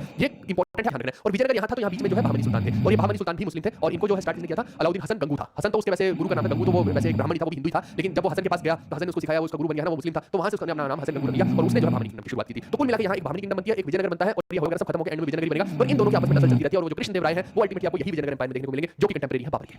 कहानी समझ में आई आपको विजयनगर एम्पायर की भी? वो कहानी मैंने यहाँ पे थोड़ी सी करेक्ट करने की कोशिश किया, और यही से एक और प्रमाण मिलता है कि दो इंपॉर्टेंट लोगों को साउथ के वो छोड़ दिया और वो यहाँ पे आके एक नया एम्पायर खड़ा कर देते हैं। विजयनगर एम्पायर कौन है? वो दोनों हरिहर और बुक्का, ठीक है दोस्तों। ये हिंदी में लिखा है, आप बता लेना। चलो इसके बाद अब आप देखिए कि अगला राजा जो बनता है ये है फिरोज शाह तुगलक। अब फिरोज शाह तुगलक देखिए, इसके बीच में एक और भी राजा मतलब नहीं रह पाता, समझे बकवास राजा होता है तो हटा दिया जाता है उसको। और ये जो आदमी, ये कजन है किसका, मोहम्मद बिन तुगलक का। ये शुरू के फ्लो डायग्राम में मैं बता चुका हूं, इसकी मम्मी जो हिंदू है, पापा मुस्लिम है, तो वहां से कहीं ना कहीं हम समझ सकते हैं कि ये दोनों कल्चर में मिक्स्ड है ना। तो ये हाइब्रिड है, ये हाइब्रिड मॉडल चल रहा है यहाँ पे, ठीक है। तो ये 45 साल का जो है जब ये गद्दी पे बैठता है और आप समझ सकते हैं कि ही वाज तुर्को इंडियन ओरिजिन, यानी कि पापा तुर्क और मम्मी इंडियन, तो वैसे आप समझ सकते हैं। और कौन सी भी घटिया प्रिंसेस थी मुझे शुरुआत में मैं बता चुका हूं। इसके अलावा जब ये आता है तो इसने बोला कि जो आर्मी और इसकी नोबिलिटी रहेगी, ये इसने आते ही काम किया कि ये जो है हेरिडिटी रहेगी, यानी कि जैसे महामंत्री का बच्चा रहेगा तो उसको भी मंत्री ही बनाया जाएगा, ऐसा नहीं किया जाएगा किसी को उठा के और को बना दिया। तो ये इससे क्या होगा, नोबल्स को जो है ना, नोबल्स के कंट्रोल में आ जाएंगे। क्योंकि ऑब्वियस बात है, अगर आपको अपने बच्चों को करियर दिखाने लग जाए, आप सोचो कि आज आप इंस्पेक्टर बन जाओ और मोदी जी ये बोल दें कि कल को जो है ना तुम इंस्पेक्टर हो तो तुम्हारा लड़का इंस्पेक्टर ही बनेगा, ये मैं लिख के देता हूं, तो सोचो कि तुम वोट किसको दोगे, मोदी जी को वोट दोगे कि नहीं दोगे। और यही चीज राहुल गांधी बोलते तुम उसको दे दोगे। तो इससे क्या होता है कि लोग आपके कंट्रोल में हो जाते हैं, आपकी नोबिलिटी कंट्रोल में हो जाती है और आपको जो है हमला नहीं होता है। तो ये किसी सोच अच्छी थी, लेकिन अब वही चीज है कि ये कोई सेंसिबल चीज भी नहीं होती है, बट ठीक है। तो नोबिलिटी को इसने हेरिडिटी कर दिया और आर्मी को भी हेरिडिटी कर दिया, लेकिन उससे क्या होता है कि लोग ना उस चीज को अपनी प्रॉपर्टी समझने लग जाते हैं, ये भी एक दिक्कत आती है, ठीक है। फिर एक इल्तुतमिश ने एकता सिस्टम चलाया था। अब एकता सिस्टम में क्या होता था कि मान लो कि तुमने किसी आर्मी वाले सोल्जर को रखा, उसके पास मान लो कि 100 बंदों की आर्मी है ना, 100 बंदे उसके अंडर काम करते हैं। जैसे आज हम देखते हैं कि कोई सिंगर जा रहा है तो बाउंसर बुला लेते हैं, किसी से कॉन्टैक्ट करेगा है ना, तो वो कहेगा कि ठीक है मेरे पास 20 बाउंसर है मैं ले आऊंगा, तो उसको जो है सीधा पूरा हिसाब हो जाता है कि 6 रुपए में दे देंगे। वैसे इसने भी ऐसे ही होता था पहले भी है ना, कि आर्मी जो है इसी तरीके से होता था। वो अलाउद्दीन था जिसने पूरी आर्मी को सेंट्रलाइज किया। बट यहाँ पे आप देखिए कि अगर आप किसी से भी, किसी भी बंदे से, किसी भी ट्राइब मैन से, क्योंकि कबीले बहुत ज्यादा होते हैं ना, ट्राइब्स मैन से किसी से बोलोगे कि तुम मेरे साथ युद्ध में चलोगे, तो वो क्या लेते थे, या तो पैसे लेंगे या दूसरा काम क्या हो सकता है, जमीन ले लेंगे। वही जमीन जो होती है उसको एकता बोलते हैं। अब इसने क्या बोला, पहले क्या होता था, इसके आने से पहले ये होता था कि अगर आप जो है मारे गए, ठीक है, यानी जो आदमी को जमीन मिल रही है अगर वो युद्ध में मारा गया तो ये एकता उससे वापस ले लिया जाता था, जब तक वो जिंदा है तभी तक वो रहता था, ठीक है। लेकिन इसने क्या कर दिया, इसने हेरिडिटी कर दिया, यानी कि मर गया वो आदमी तब भी जो है ये लैंड का पीस जो है वापस नहीं लेंगे, हम जिसका है उसकी फैमिली को दे देंगे। तो अगेन देखिए ये लोग भी खुश, सब खुश चल रहे हैं इसके राज में, ये अलग ही दयालु बादशाह चल रहा है ना। ये कह रहा है मौज करो तुम, अभी मैं दिखाऊंगा ये बहुत कुछ करेगा है ना। तो इसके अलग अलग वो चल रहे हैं। तो एकता सिस्टम का भी इसने सही कर दिया, दोबारा से स्टार्ट कर दिया और हेरिडिटी बना दिया, ये आपको ध्यान रखना है।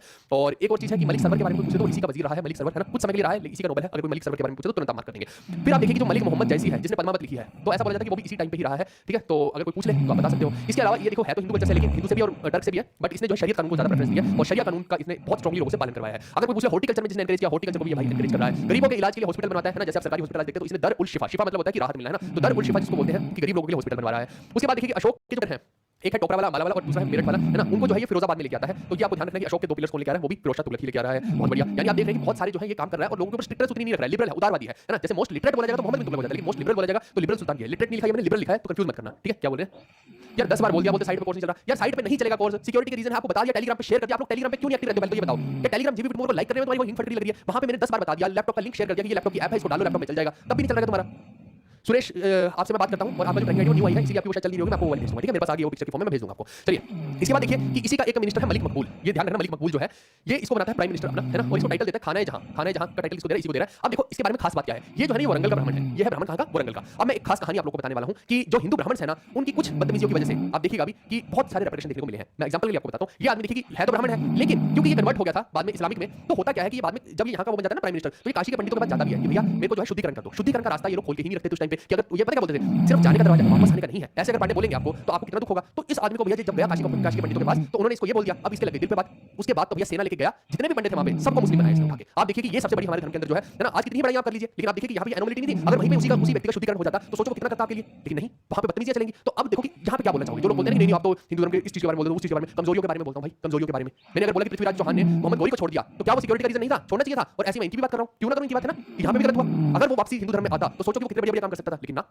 अब वो इतना पावरफुल इंसान था, Firoz Shah Tughlaq was just like a puppet. असली गेम ये आदमी खेल रहा था भाई, ये बहुत ताकतवर था ये आदमी, इसी के पास था सारा कंट्रोल। लेकिन देखिए क्या हुआ अल्टीमेटली, उनको भी मुस्लिम बनाया फिर जाके। तो क्योंकि वही दिक्कत है ना, अब नहीं कोई मानता तो फिर ऐसे या तो प्यार से मान जाओ, डंडे के तौर पे मान जाओ, नहीं मानेंगे तो फिर यही होगा और क्या होगा। चलिए ही थोरली रिवाइज द फिस्कल पॉलिसी। देखो इसने जो है फिस्कल पॉलिसी पूरी पूरी रिवाइज कर दी ताकि लोगों पे टैक्स का बर्डन नहीं पड़े। आज देखिए ट्रम्प जैसे कर रहा है, तो इससे भी जो है इसका राजपाट ताकि मजबूत हो पाए। यानी इसने अपने अंदर के एम्पायर को ना सुदृढ़ करने की कोशिश की। जबकि आप खिलजी वगैरह को देखो तो बगावते ही झेल रहा था पूरी पूरी, वो तो लड़ भिड़ रहा था पागल कुत्ते की तरह सबसे, है ना। लेकिन ये जो आदमी है अंदर के एम्पायर को सुदृढ़ कर रहा है, सबको खुश करने की कोशिश कर रहा है, सब कुछ अच्छा क्रिएट करने की कोशिश कर रहा है, जो कि अपने आप में एक अच्छी चीज है। कोई बुरी चीज तो मेरे को अभी तक नहीं दिखी जो ये करने की कोशिश कर रहा था, है ना। और ऐसा भी नहीं कि सबके साथ कोई तस्हीर कर रहा है, तो बहुत ज्यादा इसकी लिबरल पॉलिसी थी and that was very good, है ना, कि आपका जो पूरा पूरा रूल है आप उसको स्ट्रांग कर रहे हो, अच्छा बना रहे हो, है ना। आप एक्सपेंशन की तरफ सिर्फ ध्यान नहीं दे रहे। हम जो है हम उसको अच्छा राजा मान लेते हैं, जो एक्सपेंशन जिसने सबसे ज्यादा एरिया जीत लिया उसको अच्छा राजा। टट्टू का अच्छा राजा, अगर वहां की प्रजा कितनी दुखी थी, कभी पढ़ो तुम इतिहासकारों की किताब खोल के तो तुम्हें पता लगेगा कि जो जितना ज्यादा एम्बिशियस राजा था उसकी प्रजा उतनी ही ज्यादा दुखी थी, क्योंकि वो सारा पैसा तो युद्धों में लगा देता था। इनके कोई काम तो हो नहीं पाते थे एम्पायर के अंदर, है ना। कभी उधर जा रहे हैं उसके बंदे, कभी उधर जा रहे हैं, लड़ खप रहे हैं, है ना। कितनी औरतें जो है विधवा हो रही हैं, कितनी बच्चे बिना बाप के बैठे हैं वहां, तो बहुत सारा दुर्गति हो रहा है ना, औरतों के साथ दुर्व्यवहार चल रहा है। तो ये कोई पैरामीटर नहीं है एक राजा को मापने का कि वो बहुत ज्यादा बड़ा एरिया जीत ले तो वो सबसे बड़ा राजा हो, टट्टू का राजा हो गया, है ना। जो अच्छे काम करते वो जो पूरी प्रजा के अंदर ऐसा एस्टैब्लिशमेंट करते वो है बेहतर राजा। तो इसने ये काफी बेहतर काम किया जो हमें देखने को मिल भी रहा है कि टैक्सेस का बर्डन रिड्यूस कर दिया, ठीक है। क्या बोल रहे हैं ठीक है भाई, ठीक है। उसके बाद आप देखिए कि बहुत सारे लोगों में जैसे आप देखो पहले क्या होता था कि कोई भी मिलिट्री वाला गया किसी को गाली दे रहा है, किसी के साथ मार कुटाई कर रहा है। यहाँ देखिए कि बहुत ज्यादा क्रिमिनल कोई है, किसी का अंग काट रहे हैं, कोई कुछ कर रहे हैं यहाँ पे, तो वो सब थोड़ा कंट्रोल में किया, पनिशमेंट्स को थोड़ा कम किया कि ताकि ऐसा ना हो कि लोग जो है बहुत ज्यादा टॉर्चर फील करें।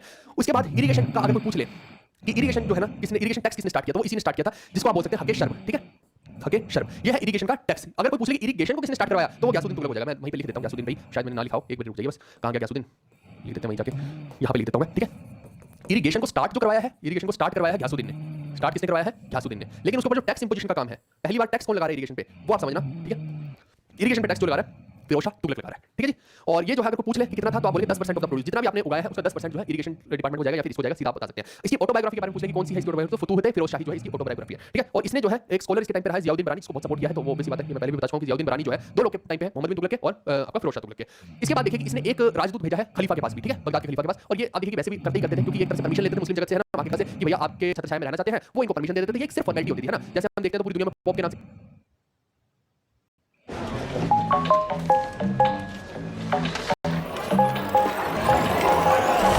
Easy. Find a pet-friendly Italian restaurant with outdoor seating nearby and text it to Luca.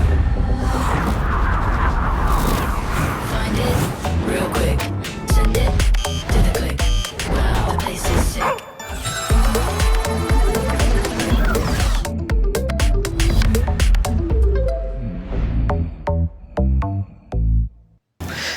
Just give me one more game.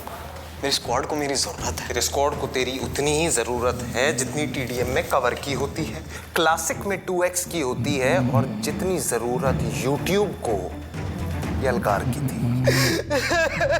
Shut up! नहीं।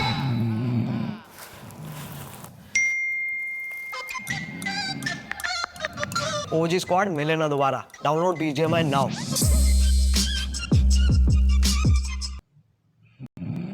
पॉप के नाम, तो ये भी इसी ने बनवानी है। और जियाउद्दीन बरानी ने जो है क्योंकि 1285 से 1358 के आसपास के टाइम में रहा है, तो इसने पूरी की पूरी क्रॉनिकल लिखी है, ठीक है। क्रॉनिकल मतलब होता है कि पूरा बादशाह के बारे में लिखना, पूरी कहानी, है ना। तो आप देखिए कि जो फर्स्ट क्रॉनिकल लिखी गई है उसके द्वारा वो 1356 में लिखी गई, पहले वाली जो है 1356 में लिखी गई है। ये पेपर में पूछा गया है, इसलिए आपको बता रहा हूं। पेपर में ये पूछा था कि पहली क्रॉनिकल के बाद जो दूसरी लिखी गई उसके बीच में टाइम इंटरवल कितना था, तो इसका उत्तर होना था 2 साल, है ना। तो ये एक बार क्वेश्चन आ चुका है। तो ये पहली क्रॉनिकल लिखी, उसके बाद 2 साल के बाद जो है अगला वर्जन लिखा था, सेकंड वाला, अनदर वाला, ठीक है। तो ये पेपर आया है, तो आप ध्यान रखिएगा कि कब लिखी है। इसके बाद जो है जियाउद्दीन बरानी ने और भी कुछ लिखा, जैसे फतवाए जहांदरी, सनाए मोहम्मदी, तारीख है 12 की। तो ये सारी जियाउद्दीन बरानी की किताबें हैं, पेपर में आ जाए तो आप बता सकते हैं, क्योंकि बहुत फेमस राइटर है, तो आपको बताना ही पड़ेगा। फिर ये आदमी जो है बहुत सारी सिटीज का निर्माण कर रहा है ना, जैसे जोना खान जो है वो कर रहा है ना, तो वो आदिलाबाद वगैरह वाला मैंने बताया आपको, है ना, जहां सिटी बताया। तो ऐसे ये भी नए शहरों का निर्माण करवा रहा है। ये कौन सी सिटीज बनवा रहा है? एक बनवा रहा है फतेहाबाद, है ना, आपने देखा हरियाणा के पास। फिर एक बनवा रहा है जौनपुर, जोना खान के नाम पे। फिर जौनपुर का ही नाम जो है सिराज हिंद भी है, ये भी आपको कुछ बता सकते हो। फिर इस तरह फिरोज शाह है, तो ये फिरोजपुर भी बनवा रहा है, आप देखिए। और एक हमने दिल्ली के अंदर जो फिरोज शाह कोटला स्टेडियम वो भी इसी के नाम पे था, जिसको आज जो स्टेडियम के नाम से आप जानते हैं। फिर इसके बाद देखो हिसार भी इसी ने बनवाया, फिरोजाबाद भी इसी का है। और फिरोजाबाद का एक और नाम है ग्लास सिटी ऑफ इंडिया। अगर कोई पूछ ले कि ग्लास सिटी ऑफ इंडिया क्या है, तो वो फिरोजाबाद है, ठीक है दोस्तों। चलिए, इसके बाद इसने ये तो मैंने बता ही दिया सारे का सारा, हो गया मैं सेम ही आ गया। एक सेकंड रुकिए बस, एक मिनट क्या हो रहा है? अच्छा ठीक है, सेम ही रिपीट हो गया शायद, चलिए कोई बात नहीं। उसके बाद देखिए कि इसने बहुत सारी कैनाल्स भी बनवाई, क्योंकि इरिगेशन को बढ़ावा देना है और इरिगेशन के ऊपर टैक्स भी लगा रहा है, जिसको शर्फ है ना, शर्फ मतलब इरिगेशन पे टैक्स, शराब नहीं, शर्फ इरिगेशन हो गया। तो इसने जो है बहुत सारी कैनाल्स बनवाई। अब कैनाल बनवाएगा तो ऑब्वियस बात है, मान लो ये रिवर है, अब ये रिवर मेन बह रही है और आप बहुत सारे किसानों के इस तरफ खेत है, ऑब्वियस बात है कि यहाँ से जो है ट्रिब्यूटरी सी बना देगा यूं करके, तो वो तभी तो उनको मिलेगा पानी। तो वो जो इरिगेशन का सिस्टम है इसने बहुत ज्यादा प्रचलन में किया। हालांकि गाजी मलिक ने गयासुद्दीन ने स्टार्ट करवाया था, लेकिन इसने उसको पीक पे पहुंचाया, आप ध्यान रखिएगा, है ना। तो ही कंस्ट्रक्टेड जो है कैनाल्स। अच्छा, गाजी मलिक ने एक और नाम दिया था, पोस्टल डिपार्टमेंट भी बनवाया था। गाजी मलिक में ये भी लिख लेना, है ना, मेरे दिमाग में जो चीज आती जा रही है मैं आपको बताता जा रहा हूं, है ना। ये कोई इतना आसान नहीं रहता, कई बार चीजें नहीं पकड़ना चाहिए तो फिर हो जाता है। पोस्टल डिपार्टमेंट भी याद रखना, ठीक है। पोस्टल डिपार्टमेंट भी गाजी मलिक का ही है, ये इंपॉर्टेंट है और ये इंपॉर्टेंट है। ओके, ये हो गया आपका। अब जो है चलिए, अब देखो ये कैनाल्स को कहां बनवाएगा, ये पेपर में सारे क्वेश्चन आ रखे कैनाल्स के। आप जो नहीं भी आ रखा मैंने सारी कैनाल यहां पे बता दी, उसने बनवाई, जो नहीं आ रखी वो आ जाएगी आगे। तो फिर क्या करोगे? तो आप देखिए यमुना के तट पे जो है, यमुना के तट पे कैनाल बनवा रहा है, यानी कि हिसार के अंदर बोलेंगे तो हिसार के पास यमुना है ना, यमुना हरियाणा में ही बह रही है, तो वहां पे ये बनवा रहा है। फिर दूसरा देखिए कि घग्गर कहां पे बहती है, चंडीगढ़ के एरिया के आसपास, पंजाब में रोपड़ चंडीगढ़, है ना, तो घग्गर वहां बह रही है, तो वहां देखिए कि सतलुज टू दी घग्गर, ये देखो ये कैनाल बनवा दी, ठीक है। इसके अलावा घग्गर टू फिरोजाबाद, आप देखो घग्गर से फिरोजाबाद वाली, और फिर जो है मांडवी एंड सिरमौर हिल्स। तो ये बेसिकली मैं बता रहा हूं कि कहां से कहां तक कौन सी बनवा रही है, सीधा सीधा बता रखा है, पेपर में आ रखा है ये क्वेश्चन, है ना। तो कौन सी नदी है कि उनको जोड़ रहा है, जैसे आज एसवाईएल का मुद्दा हो गया ना कि यमुना को इस तरफ से लिंक कर दो सतलुज से, वैसे ही आप समझ लीजिए कि इसने जो है सतलुज को घग्गर से लिंक कर दिया, ऐसे करके जो है पूरी पूरी कैनाल्स बनवा दी। फिर घग्गर से जो है फिरोजाबाद में उसको कनेक्ट कर दिया गया। ऐसी मांडवी और सिरमौर हिल्स में जो है वो उसको जो हांसी से कनेक्ट कर दिया, हांसी का हरियाणा में है, ठीक है। ये अगर मैं गलत हूं तो जींद के आसपास का एरिया पड़ता है हांसी। तो इस तरीके से जिसने किया, अब देखो कि सब चीज अच्छी करेगा ये भी जरूरी नहीं होता, कोई बादशाह इतने टाइम पीरियड में चल रहा है तो सब कुछ अच्छा करके जाए, ये मैं कहीं नहीं आपको गारंटी ले रहा हूं। अब देखो काफी साल राज करके गया है, कितना हो गया 38 37 ईयर्स के आसपास, तो बहुत लंबा राज है। तो इसने क्या किया अपने टाइम में, पेंटिंग्स को जो है ना लगी हुई थी सारी की सारी पेंटिंग्स हटवा दी। अगर कोई पूछ ले कि इतना मोनोटोनस क्यों था, तो मैंने बोली मेरा बट सारी पेंटिंग्स हटवा दी थी, है ना। इसके बाद दो कॉइन्स इसने इंट्रोड्यूस किए। देखो कॉइन्स की जो चीज है वो हमने इल्तुतमिश में भी पढ़ी थी, टॉन्सिल से मैंने याद करवाया था, टंका और सिल्वर ना। टंका जो होता है वो सिल्वर होता है और दूसरा जो है वो बताया था आपको, टंका हो गया और जीतल वाला हो गया ना। तो यहाँ पे देखो कि कौन से दो है, वो थे इल्तुतमिश के, ये है फिरोज शाह तुगलक के। पहला है अद्धा। अब ये अधिया या आधे से तो यही समझ में आता है कि क्वार्टर और आधा ये क्या चल रहा है भाई, ये थोड़ा सा पीने में विश्वास रखता हूं कि दो जाम लगा लिया है ना। तो इसने देखो नाम भी कहते आधा, तो 50% इसके अंदर होता था जीतल, फिर दूसरा था बिग, बिग में होता था 25% जीतल, क्वार्टर था ये आधिया और ये है क्वार्टर। अब तुम याद रखोगे, तुम्हें सब याद रहेगा आज क्लास के अंदर। ये क्या बोल रहे हैं, चोर मीनार, चोर मीनार तो खिलजी के टाइम की भाई, क्या हो गया तुम्हें? अच्छा videos are actually good and helpful ना, बिल्कुल रहेंगी रहेंगी, है ना। चलिए, इसके बाद देखिए इसने रॉयल फैक्ट्रियां भी बनवाई, जिनको कारखाना बोलते हैं। इसका पूरा ध्यान था कि डेवलपमेंट पे, तो ये बहुत अच्छा काम किया, है ना। और बहुत सारे स्लेव्स वहां पे रखे, ये तो आप देखो स्लेव तो लड़ाई झगड़े में लगे रहेंगे, लेकिन कारखानों में भी रखी, इसने तो अच्छा काम किया। जिनका जोर है तो वो जोर को वहां पे भी इस्तेमाल कर सकते हैं। अब देखो इसने भी कोशिश की बंगाल सल्तनत को जीतने की, लेकिन अगेन वो अनसक्सेसफुल रही, क्योंकि इसका सारा जोर जो है वो अपनी डेवलपमेंट में, अपने साम्राज्य के डेवलपमेंट में चल रहा था। तो बंगाल को ये फतह नहीं कर पाया, बंगाल वाले बहुत जीते, वो मान नहीं रहे हैं, है ना, वो किसी कंट्री आना चाह रहे हैं। तो अगेन बंगाल से फ्री हो गया। इसके अलावा इसने उड़ीसा वालों को भी फंसाना चाहा जजनगर में, है ना। तो आप देखिए जब उड़ीसा पे आक्रमण करते हैं 1361 में, तो उनको भी अपने अंडर रखने की कोशिश करता है और वो भी बहुत ज्यादा इसका जो है विरोध करते हैं। तो कहीं ना कहीं आप देखिए बहुत सक्सेसफुल वहां पे नहीं हो पाता है, अगेन हाथ धोने पड़ते हैं। लेकिन एक काम आप ध्यान रखना कि जब वहां पे कैंपेन कर रहा था तो वहां पे आप देखिए जो जगन्नाथ टेंपल, भगवान जगन्नाथ का टेंपल पूरी के अंदर है ना, मैं भी गया था एक बार जब मैं वेदांता में था, बहुत शानदार टेंपल है ना, और एक अलग ही सुखद अनुभव होगा आपको यहाँ पे जाके। पास में एक बीच भी है, तो कुल मिला के आप समझना कि यहाँ पे देखो कि जब ये जा रहा है तो यहाँ पे मंदिर को तोड़ फोड़ भी हो रही है, क्योंकि वहां पे युद्ध हो रहा है। तो डेफिनेटली मैंने बोला ना, ये कहीं गारंटी नहीं है कि वो सारे ही काम अच्छे करेगा, मैक्सिमम उसने अपने साम्राज्य की डेवलपमेंट के लिए, बट इस कैंपेन में, उड़ीसा वाली कैंपेन में जो है ये उससे दुष्ट काम जरूर हुआ है। चलिए ये हिंदी में लिख दिया है। अब देखो इसने 4 नए टैक्सेस भी इंपोज किए, जैसे मैंने बोला ना कि खिलजी ने टैक्स किया था, घराई चराई जजिया वाला उसने लॉन्च कर दिया था, या फिर एक आप कहिए कि उसने और भी लॉन्च किया था, कौन सा खराज उसने भी लॉन्च किया था ना, लैंड टैक्स। लेकिन कुल मिला के यहाँ पे आप देखिए कि मेजर जो है ना ये सारे टैक्स इससे बिलोंग करते हैं। दिल्ली सल्तनत में यहाँ से आता है मेन टैक्स का खेल। ये 4 टैक्स लगाता है। पहला है खराज। खराज होता है लैंड का टैक्स। मैंने आपको बताया था पूरी लैंड का 1/10 भाग, यानी 10% भाग जो है वो बादशाह का माना जाएगा, कोई बहुत ज्यादा नहीं है। खिलजी तो भैया 50% ले रहा था और ये आदमी सिर्फ 10% ले रहा था। किसको दुख होगा ये 10% देने में? क्या ये अच्छा नहीं है कि आप सिर्फ 10% टैक्स कर रहे हैं पूरी फसल का? कितना बढ़िया चीज है। 50% देने में तो सबकी फटती है भाई, 10% तो हर कोई दे देगा, किसी को दुखेगा नहीं। उसके बाद नेक्स्ट इसमें ज़कात। ज़कात जो है वो 2.5% का टैक्स है ना, और ये एक तरह से कह लीजिए कि प्रॉपर्टी के ऊपर है, और किसकी प्रॉपर्टी है? मुस्लिम की प्रॉपर्टी। मुद्दे की बात ये है कि आप जितना भी कमा रहे हैं बना रहे हैं उसका 2.5% आपको अच्छे कामों में लगाना है, धर्म की प्रोपगेशन में लगाना है, तो वो सारे का सारी ज़कात चले जाता है। लेकिन दिक्कत ये है कि आप जजिया क्यों ले रहे हो? फिर इसने जो है जजिया भी स्टार्ट कर दिया, और जजिया देखो कि वैसे पूरी पूरी अभी मैं हिस्ट्री बताऊंगा, फिलहाल के लिए आप ये समझना कि जजिया तो स्टार्ट था, लेकिन इसने ब्राह्मण से भी लेना शुरू कर दिया। इसने बोला कि ऐसा नहीं करेंगे कि हम ब्राह्मण को छोड़ देंगे, ब्राह्मण से भी लेंगे। तो अगर कोई पूछ ले कि ब्राह्मण से भी जजिया किसने लेना शुरू कर दिया था, अब तक सब लोग नॉन ब्राह्मण से लेते थे, लेकिन ब्राह्मण से लेना शुरू कर दिया, आप ध्यान रखिएगा, पेपर में पूछा जा सकता है, ठीक है। तो जजिया जो है पर्टिकुलरली और हिंदूज था, आपको बताइए। और आप देखिए कि विमेन और जो चिल्ड्रन है, कोई भी काम कर रहा है तो सब ये जो है सिर्फ विमेन और चिल्ड्रन को एग्जाम करके जो ब्राह्मण है उनको भी लग रहा है, यानी औरतों और बच्चों को छोड़ दिया जाएगा कि वो अगर काम करें तो उनसे नहीं लिया जाएगा। ये तो चलो ये एक सही चीज थी, बट मुद्दे की बात ये है कि ये भी एक तरह से मुस्लिम धर्म की प्रोपगेशन के लिए यूज होगा। तो कुल मिला के बात ये है कि ये कोई सेंसिबल चीज नहीं बैठती है, लेकिन अब ले रहा था तो ले रहा था। फिर तीसरा एक टैक्स की चौथा का भी बता दिया, पहले तो बता दिया ये है खम। इसको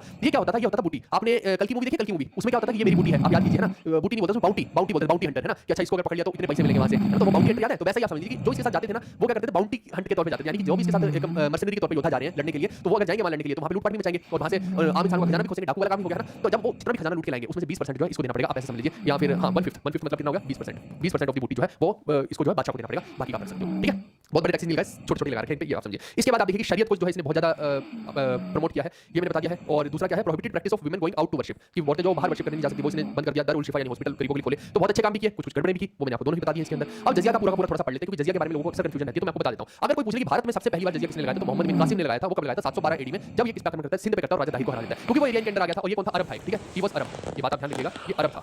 और जो आगे हम सैयद डायनेस्टी पढ़ेंगे वो भी क्या रहेगी? अरब रहेगी, ठीक है। ये मैं यहां पे लिख देता हूं, रुकिए मैं वहां एक जगह पे कंपाइल कर देता हूं चीजें, नहीं तो फिर आपको दिक्कत रहेगी। चलिए यहां मैं लिख देता हूं, वो मैंने लिखा नहीं है, कौन सा पेन से लिखा है भाई, इसे लिख देते हैं। ये तो हो गए टर्क, मामलुक, खिलजी और तुगलक। और जो सैयद है, सैयद जो हो गए ये हो गए अरब, ये हो गए अरब। और क्या लिख सकते हैं हम? लोधीस जो हो गए, लोधी जो थे वो क्या थे? अफगान थे। तो सबसे पहला अफगान एम्पायर जो वो लोधी ही बनाएंगे, ये आप ध्यान रखिएगा। और दूसरा अफगान एम्पायर शेर शाह सूरी बनाएंगे। तो ये भी मैंने यहाँ पे कवर कर दिया, ये सबके बारे में लिख दिया है एक स्लाइड में, ताकि आपको वो चीज याद रहे। बहुत मुश्किल है भाई चीजों को कंपाइल करवाना, लेकिन मैं कर पा रहा हूँ, टेंशन मत लो। चलिए ये हो गया पहला जजिया का पॉइंट क्लियर। दूसरा क्या पॉइंट है कि अगर कोई पूछे कि सबसे पहली बार किसने लगाया, और वो दिल्ली सल्तनत से ही लगेगा, क्योंकि इससे पहले तो हिंदू साम्राज्य थे, तो हिंदू के ऊपर जजिया लगाएंगे, ये कोई सेंस नहीं बैठता है ना। अगर मुस्लिम की भाषा में देखें कि हिंदूज अपने ऊपर अपने बंदों पर टैक्स लगा रहे हैं, रिलीजियस टैक्स, तो वो ज़कात बन जाएगा। फिर आप अगर सोच पाओ तो इस चीज को, है ना, क्योंकि ये गैर मुस्लिम के ऊपर लगा रहे थे जजिया। तो आपको समझना है कि पहली बार देखो कुतुबुद्दीन ऐबक ही आ रहा है भारत के अंदर, और यही साम्राज्य स्थापित कर रहा है। यहाँ पे आगे हिंदू साम्राज्य को हटा रहा है और मुस्लिम साम्राज्य स्थापित कर रहा है ना। तो आप देखो कि यहाँ के लोग कोई उसको एक्सेप्ट भी नहीं कर रहे हैं तो अच्छे से, बट क्या करें, मजबूरी है। और यहाँ पे उनका कल्चर शिफ्ट अलग से चल रहा है, पूरा कल्चर का इन्वेस्ट करे जा रहे हैं। तो अब क्या कर सकते हैं लोग, बेचारे कुछ नहीं कर सकते हैं, है ना। तो ये जो है सबसे पहले आके यहाँ पे जजिया लगाता है। अब देखो कि एक लोगों ने में से कुछ बच्चों ने कंफ्यूजन को हो रहा था, क्वेश्चन पूछा था कुतुबुद्दीन ऐबक का, उन्होंने पूछा था कौन से युद्ध का पूछा था? भीमदेव का। उन्होंने पूछा था कि जो सोलंकी के राजा भीमदेव हैं, ये जो है ये तो घोरी को हरा देते हैं, तो इसमें ऐसा क्यों लिखा हुआ है? उस पूरी क्लास में देखने स्लाइड ऐसी जिसमें लिखा हुआ है कि कुतुबुद्दीन ऐबक जो भीमदेव को हराता है। तो मैं वो भी आपको कांसेप्ट क्लियर कर देता हूं कि जो भीम है वो किसको हरा रहे हैं? वो घोरी को हरा रहे हैं। और इसका बदला लेने के लिए 1197 एडी, लगभग मोटा 20 साल के बाद आप कह सकते हो 1197 में, है ना, घोरी को ये हरा रहे हैं। और इसको जो है यहाँ पे देखिए कि जो अपना ऐबक है, ऐबक वो बदला लेता है, पूरा करता है, और वो आकर जो है इनको हरा देता है। आपको ये समझना है, ऐबक यहाँ पे जीत जाएगा। मोटा 1197 की वो बात है। तो बच्चों को कंफ्यूजन होती है कि जीता कौन। तो आप घोरी और ऐबक, बेशक से ऐबक जो है उसी का जनरल है, लेकिन कंफ्यूज मत कीजिए। पहले बार में हार गया था घोरी, लेकिन वापस से जब भेजा तो ऐबक जो है वहां पे जीत गया है। ये कुछ वैसे आप समझ सकते हैं कि बैटल ऑफ तराइन जैसा, कि 1 में जो है जैसे घोरी हार गया, 2 में जीत गया, वैसा आप समझ लीजिए, ठीक है। अब देखो कि कुतुबुद्दीन ऐबक ने जो है सभी को टैक्स लगाया, लेकिन ब्राह्मण्स को एग्जाम्प्ट कर दिया, उनके ऊपर टैक्स नहीं था, ये आप ध्यान रखना, ठीक है। अब देखो कि कौन आता है? फिरोज शाह तुगलक। फिरोज शाह तुगलक जब आ रहा है, इनका डेट्स वगैरह आप याद कर लेना है ना, कि ये कब से कब तक है, ये कब से कब तक, सारी तो मैं करवा के रहा हूं, वो डेट्स यहां पे नहीं लिख रहा हूं प्लीज, है ना। वो अगर पेपर में कल को आ जाएगा तो प्लीज डेट्स को भी याद कर लीजिएगा। मैं लिख देता हूं ये बात यहां पे कि डेट्स आप सारी की सारी याद करो कि कौन सा बादशाह कब से कब तक है, ताकि वो चीज रहे। जैसे ये 712 एडी ऐसी सबकी याद कर लेना, है ना। 1197 के बाद का टाइम देखिए, 1204 1205 के आसपास का, तो ये ऐबक ही है, तो ये उस टाइम पे कर रहा होगा ये सारी कहानी, है ना। और जो फिरोज शाह तुगलक है ये इंपोज कर रहा है जजिया किसके ऊपर? ब्राह्मण्स पे भी, ब्राह्मण्स पर भी ऑल्सो लिख दिया। तो यानी जजिया पहले से चलता रहा, लेकिन ब्राह्मणों के ऊपर भी इंपोज कर दिया गया है। यार फिर वही क्वेश्चन पूछे कि पीसी में नहीं चल रहा, दे तो दी भाई पीसी की एप्लीकेशन आपको, क्या नहीं चल रही है पीसी में किसी की भी एप्लीकेशन? मैंने आपको एक एप्लीकेशन दिया ना, वो लैपटॉप में नहीं, मैं खुद ही चला के देखता हूं यार, पता नहीं तुम लोग क्या चला रहे हो। अब टेलीग्राम जीबी मोड पे देखो, वहां पे डाल तो दिया है यार, वो नई एप्लीकेशन डाली है, उसको आप कर ही नहीं रहे हो। वेबसाइट पे करोगे तो नहीं होगा, वो नई एप्लीकेशन डाल दी भाई, लैपटॉप की नई एप्लीकेशन डाल दी, 10 बार बोल दिया। क्या करूं, इसकी एक वीडियो बनानी पड़ेगी मुझे लग रहा है। मैं पहले खुद ही डाल के देख लेता हूं अपने लैपटॉप में, पता नहीं क्यों नहीं चल रही आप लोग की, सब तो कहने चल रही है, 2-4 बच्चों उड़न मचा रखे कि नहीं चल रही।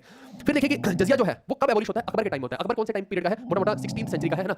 अगर मैं देखता भी हूं तो आप देखो कि 1526 के आसपास का वो बाबर वाला हो गया है ना, और 1526 से हम आगे जाएंगे तो फिर हुमायूं आएगा। हुमायूं के बाद जो है फिर मेन में जो है आप अकबर को देख सकते हैं। मोटा-मोटा 1550 से लेके मोटा मोटा बता रहा हूं, एक रफ आइडिया है ना, 1550 मान लीजिए, 1550 के आसपास करें तो 16th सेंचुरी होगी, 1500 कुछ भी होगा तो 16th सेंचुरी मानी जाती है, 1501 से लेकर 1599 तक जो है 16th मानी जाएगी। फिर उसके बाद जो अगली जो होगी वो 1601 1602 वो 17th मानी जाएगी। ये आपको क्लियर होना चाहिए कि 16th सेंचुरी कौन सी है, 1550 1551 1501 ये सब जो है 16th मानी जाएगी। तो कुल मिलाकर अकबर ने जो है इस टाइम पीरियड में जो है इसको एबॉलिश कर दिया था, तो ये हमें पता है और फिर भी याद रखिएगा, पूरा जजिया का ही मैंने बता दिया है। फिर इसके बाद रीइंपोज कौन करेगा, अकबर के बाद कौन आएगा, अकबर का बेटा जो है जहांगीर, है ना, खुसरो को तो बैठने नहीं दे रहा है, उसको तो पहले उसकी आंख निकाल दी, ये सब विरोध हो रहा है ना, वो सब एक अलग कहानी वो वहीं पढ़ेंगे। बट जब वो बैठ जाता है जहांगीर गद्दी पे आके तो वो रीइंपोज कर देता है जजिया को, ये आपको ध्यान रखना है ना। तो सॉरी जहांगीर रीइंपोज कर रहा हूं, जहांगीर बैठ जाता है गद्दी पे, फिर जहांगीर के जो आगे बच्चे हैं ना, तो उनमें से एक है औरंगजेब, शाहजहां के बाद आता है औरंगजेब, है ना। तो ये कुछ सीक्वेंस चल रहा है, अकबर के बाद जहांगीर, जहांगीर के बाद शाहजहां के बाद आपका जो है आपका ये हो जाएगा क्या बोलते हैं इसको, औरंगजेब, ठीक है। तो दारा शिकोह के साथ इसका युद्ध होता है और ये जीत जाता है और अल्टीमेटली जो खुद गद्दी पे बैठ जाता है और आकर ये कट्टर बादशाह है, बहुत बड़बड़ता करता है, ये भी जितने भी हिंदू मंदिर है उनको तुड़वाने का काम ये आदमी कर रहा है ना, वहां पे जो है मस्जिद बनवाने का ये आदमी काम कर रहा है, बहुत क्रूरता ये दिखाता है औरंगजेब। और अभी एक मूवी आने वाली छावा, वो भी औरंगजेब से ही मेल खाती है ना। तो संभाजी महाराज वाली होगी, शिवाजी महाराज हो गए, संभाजी महाराज हो गए, ये सारे औरंगजेब के टाइम के, गुरु तेग बहादुर जी हो गए, ये भी औरंगजेब के टाइम के। तो कुल मिला के बात ये है कि सारा जो खेल चल रहा है औरंगजेब के टाइम का, ये उल्टे पुल्टे काम कर रहा है और जजिया को भी रीइंपोज कर रहा है और ये काम हो रहा है 17th सेंचुरी में, समझ गए।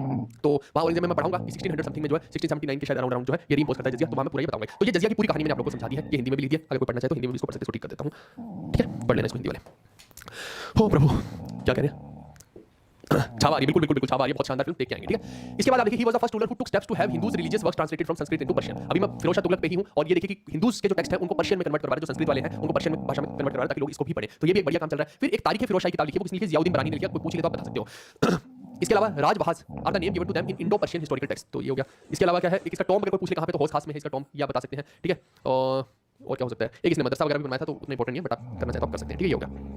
अब इन्हीं का जो है आखिरी रूलर, देखो रूलर्स तो बीच में बहुत सारे आ रहे हैं, अब उनके बारे में कोई खास पढ़ने की जरूरत नहीं है हमें कि हर रूलर के बारे में ही पढ़े, जो काम के रूलर इंपॉर्टेंट रूलर है उनको पढ़ते हैं। अब देखो इतने सारे लोगों ने बड़े बड़े काम कर दिया, अगर एसएससी या कोई रेलवे वाला उसको छोड़ के और किसी नाकाबिल और टुच्चे रूलर के बारे में पूछता है तो ऐसा लगता है कि वो इंसान की सोची टुच्ची है, फिर यही आप कह सकते हो ना कि आप इतनी इंपॉर्टेंट चीजों को छोड़ के एक घटिया सी चीज पूछोगे तो दैट इज कंप्लीटली नॉनसेंस। तो चलिए बट कुछ नहीं, हम यही कह सकते हैं कि इंपॉर्टेंट जितने रूलर है कोई भी नहीं पढ़ाता उन सब रूलर्स के बारे में, क्योंकि उन्होंने कुछ किया ही तो क्या पढ़ाऊंगा उनके बारे में ना, आए खाया हगा और निकल गया, ऐसा करके वाली बात उनकी। तो चलो लास्ट रूलर की बात करते हैं, तुगलक डायनेस्टी का इसलिए इंपॉर्टेंट हो जाता है क्योंकि ये है नासिरुद्दीन महमूद, और नासिरुद्दीन महमूद के टाइम पे ये कोई बहुत ज्यादा वीक रूलर है, ये तो भाई ना देख के पता लग रहा है, तो ऐसा लग रहा है डर के मारे बेचारे का हालत बदली हो रही है ना। तो आप देखिए कि ये आदमी जो है ना, ये आदमी को कौन हटकाता है, तिमूर हटकाता है। आप देखो तिमूर आता है और पूरे का पूरा जो इसके राजपाट में जो है सब उथल-पुथल करके रखता है, बहुत इसको परेशान करके रखता है, तो ये भाई गायब हो जाता है वहां से, है ना। तो पहले साल तो गायब हो जाता है जब तिमूर आता है डर के, फिर उसके बाद जो है 1-2 साल के बाद गायब हो जाता है तो वापस आता है ना। तो आप देखो कि वापस आता है तो देखता है कि कहीं पे राज सिंहासन उल्टा पड़ा है, कहीं पे कुछ पड़ा है ना, वो बर्तन उधर गिरे हुए हैं, इसकी बेचारी तलवार उधर घूम रही है। तो उसके बाद जब देखता है तो पूछता है प्रजा से कि क्या हुआ, तो बोलते कि अरे बादशाह सलामत, आप कहां थे, हम आप सबको ढूंढ रहे थे, या आप हमें बचाओगे, उधर से तिमूर ने हमारी पैटी लेकर रखी थी, वो आके रोज में टॉर्चर करता था, हमारी लड़कियां उठा के ले गया, और तुम क्या कर रहे हो यहाँ पे, कहां घूम रहे थे आप। तो बोलता अच्छा तो तुम ऐसा करो, तुम टेंशन मत लो, हौसला रखो, हम जो है इसका मुकाबला करेंगे, टेंशन नहीं लेनी तुम सबने, है ना, चलो इस सिंहासन को सीधा करो, इस पे मैं बैठूंगा। तो उनको जैसे हौसला देता है, इतने में तिमूर फिर अटैक कर देता है, फिर ये निकल जाता है पतली गली से, उनको समझा के जाता है कि हौसला नहीं हारना तुमने, है ना, तुम टेंशन मत लो, मैं हूं तुम्हारे साथ, खुद पतली गली से निकल लेता है, उसके बाद इसका पता नहीं लगता कि कहां गया। तो कुल मिला के यहाँ पे जो है इनका जो है सत्यानाश हो जाता है, और ये मेन कारण आप बोलेंगे तो तिमूर लंग है या फिर कहीं मंगोल इन्वेजन है,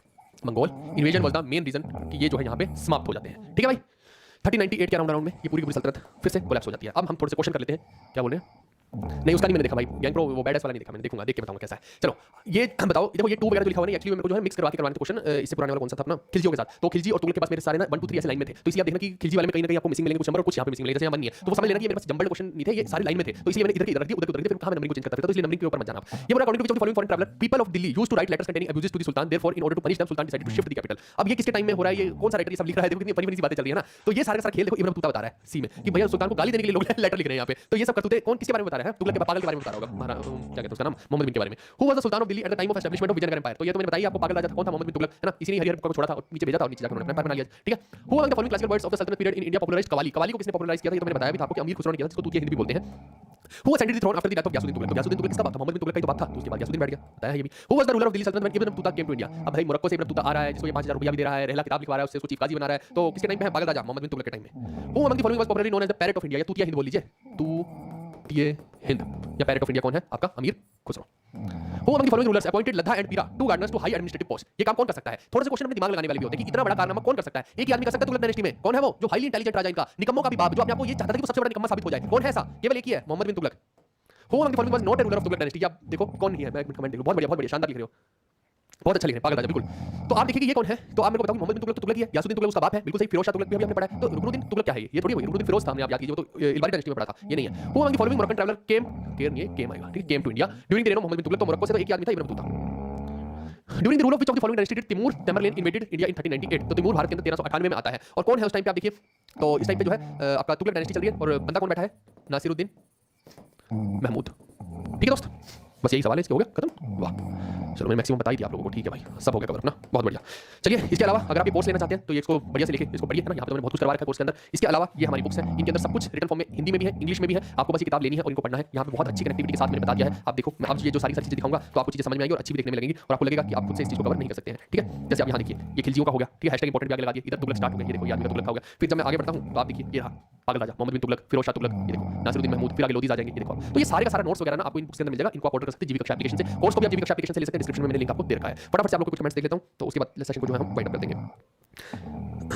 अच्छा, नेक्स्ट टाइम स्लाइड से आंसर हटा दीजिए, ठीक है? मैं कोशिश करूंगा। वो मैंने आप लोगों के लिए बनवा रखा है कि मैं कई बार टिक वगैरह लगा देता हूं तो बच्चों को पता नहीं लगता है, तो कुछ लोगों का कंप्लेंट थी कि वो टिक का पता नहीं लगता। पिछली बार जब मैंने पिछले साल करवाई थी ना सीरीज, तो उसमें ऐसा हो रहा था। तो फिर वही कुछ लोग क्या कंप्लेंट है, उसमें एक और सॉल्यूशन करूंगा, उसको कुछ करता हूं दिमाग में, ठीक है? टेंशन मत लो, ठीक है? लैपटॉप ऐप का मैं बता दूंगा, ठीक है? सारे करेक्ट किए, बहुत बढ़िया आपके शामा जी, बहुत अच्छा, बहुत अच्छा कंटेंट है सर कोर्स में, थैंक यू सो मच। बस इतनी सी एक रिक्वेस्ट है कि जो जीवी कक्षा एप्लीकेशन है ना यार, अगर आपको अच्छा लगता है ना, जो जीवी कक्षा एप्लीकेशन है, ये जो प्ले स्टोर पे आप जाना, ठीक है? इसके लिए प्ले स्टोर पे जब जाके यहाँ जीवी कक्षा एप्लीकेशन लिखो, तो प्लीज 5 स्टार की रेटिंग और एक पॉजिटिव कमेंट लिख दिया करो, है ना? अब क्या इतना प्रमोशंस वगैरह में मैं ध्यान नहीं दे रहा, कंटेंट बनाने में बहुत टाइम लग रहा है। आप देखिए कितना ज्यादा कंपाइलेशन मुझे करनी पड़ रही है, तो बहुत सारे ऐसे पॉइंट्स हैं जो कोई भी टीचर नहीं करवा रहा है, जो मैं यहाँ पे कवर करने की कोशिश कर रहा हूँ। तो प्लीज ये इतना सा काम आप कर दीजिएगा, है ना? हर जगह positive rating, 5 star rating, positive comments, ये आप कर दिया करो यार, बाकी लोगों को भी बता दिया करो, है ना? इतना तो आप कर ही सकते हैं। अब मैं सिर्फ कंटेंट की तरफ ही ध्यान रखूंगा, ठीक है? लैपटॉप ऐप में देख लेता हूँ क्या है, मुझे तो नहीं लग रहा कुछ दिक्कत है। कह रहे कुछ लोग आपका चैनल हैक करवाना चाहते हैं, क्या कर लेंगे भाई? मेरा चैनल हैक करवा के क्या मिल जाएगा उससे? कुछ ना मिलने वाला। हाँ, कर रहे हैं अमन भाई, उसी पे तो काम कर रहा हूँ, है ना? बहुत सारे सेशंस में अभी मैं आज भी देखता हूँ, फ्री होता हूँ तो मैं डालता हूँ। आगे केमिस्ट्री के सेशन मैंने बना लिया, वो भी डालता हूँ, ठीक है? क्या बोल रहे हैं? मैं ये बोला तिमूर का कंटेम्परेरी मैं सारे ही बताऊंगा आपको, अभी आप टेंशन मत लीजिए। एक बार पहले मैं कोई दिल्ली सल्तनत खत्म करवा लेने दो, फिर एक छोटे से सेशन में या एक छोटी सी वीडियो के अंदर ना मैं बना के ही उसमें पूरा बता दूंगा कि जो मंगोल्स के बारे में काम की चीजें आपको बतानी चाहिए ना, कौन किसी कंटेम्परेरी है, किसी ने कोई पर्टिकुलर इंपॉर्टेंट चीज की है, मैं सारा ही बता दूंगा आप लोगों को, ताकि पेपर में कुछ छूटे ना, ठीक है? वैसे तिमूर और गंगीज खान, चंगेज खान बहुत ज्यादा के बारे में पढ़ने की जरूरत नहीं है, लेकिन फिर मैं बता दूंगा, क्योंकि आप देखिए जो बाबर है ना, वो अपने मदर और फादर के हिसाब से देखा जाए तो वो चंगेज खान और तिमूर से जो है बिलोंग कर रहे हैं, उनकी फैमिली से, तो वो फिर इसलिए मैं सोच रहा हूँ थोड़ा सा बता दूंगा उनके बारे में। अच्छा, बैड वाला ट्रेलर देख लेना, बहुत ही मस्त है, 7 फरवरी को आ रही है, ठीक है भाई? देखता हूँ मैं देखा नहीं अभी तक। कह रहे please upload Hanuman batch video to paid को डाल तो रहा हूँ यार, एंशिएंट में सारी डाल दी, मेडाइवल में भी डाल दी है। अब ये वाली जो वीडियो 2-3 है ये एक साथ डाल दूंगा, उसके अंदर टेंशन क्यों ले रहे हो? और उसके अंदर ऑलरेडी मैंने बहुत कुछ कंटेंट डाल रखा है, अब वो देखो तो सही। मैराथन ये बन जाएगी पूरी, तो इसको मैं मैराथन में भी कंपाइल कर दूंगा। आप बहुत अच्छा काम करें भाई, मैं तो अच्छा ही काम कर रहा हूँ। मैं आपको बता रहा हूँ, मैं बिल्कुल भी जो कंटेंट दे रहा हूँ ना, मैं बिल्कुल ये सोच के नहीं दे रहा हूँ कि मेरे को कुछ आपसे कमाना है या कुछ आपसे छुपा के और छोड़ दूं कि आप मेरा कोर्स ले लो या कुछ ऐसा करके। मैं जो मेरे को आता है ना मैं सब दे रहा हूँ आपको, जो मेरे को आता है सब।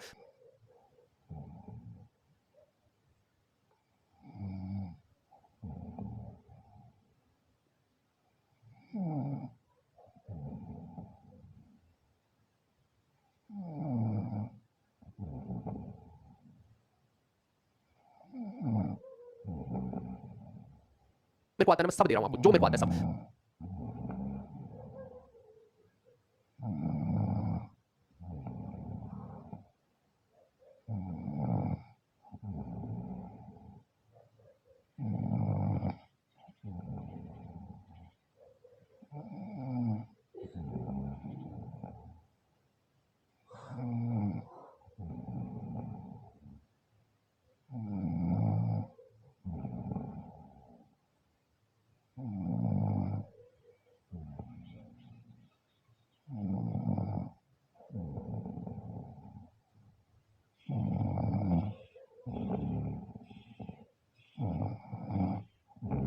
बस बदले में आपकी सपोर्ट मुझे चाहिए।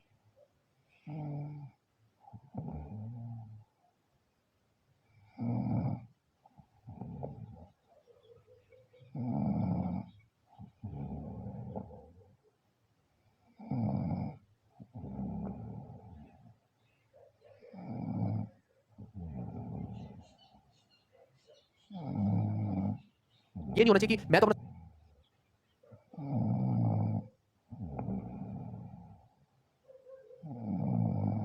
100% दे रहा हूँ, लेकिन आप अपने 100%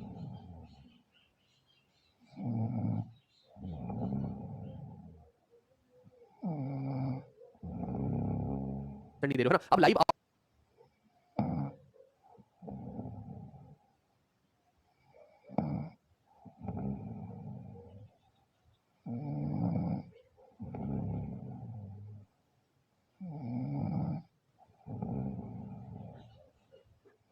जितने भी लोगों को देखने वीडियो को, फिर बाद में क्या हो जाता है, बहुत सारी वीडियो प्राइवेट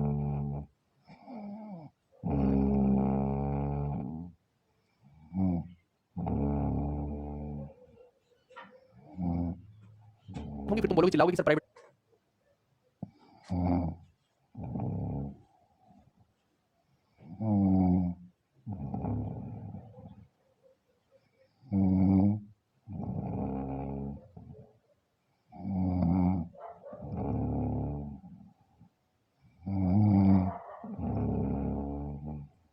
प्राइवेट होगी, हल्ला काटते रही हूँ।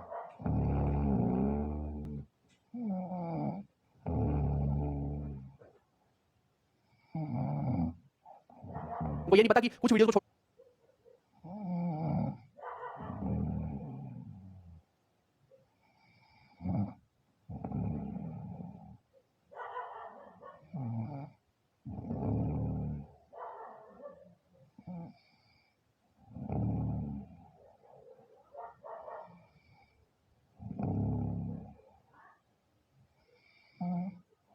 आपकी फिर प्राइवेट हो जाएंगी, फिर रोना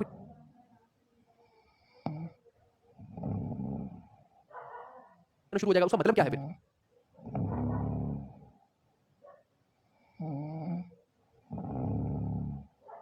तो इसी वजह से जितने भी लोगों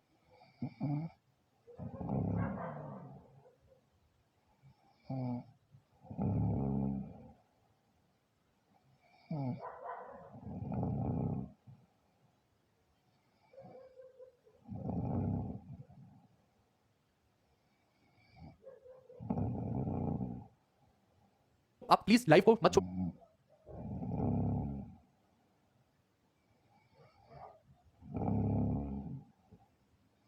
लाइफ को अटेंड करते रहिए। मैं बार बार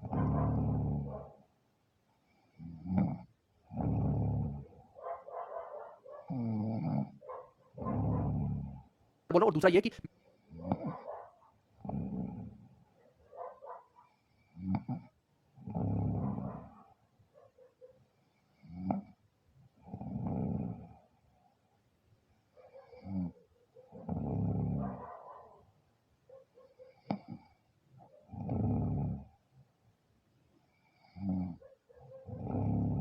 मेरे को आपकी सपोर्ट यही चाहिए कि आप सब लोग को बताएंगे इस कंटेंट के बारे में।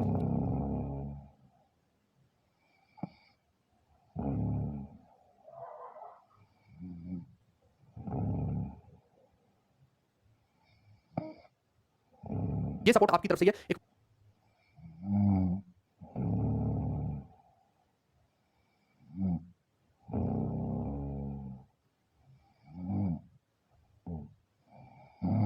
वर्ड ऑफ माउथ जो आप भी बता सकते हैं।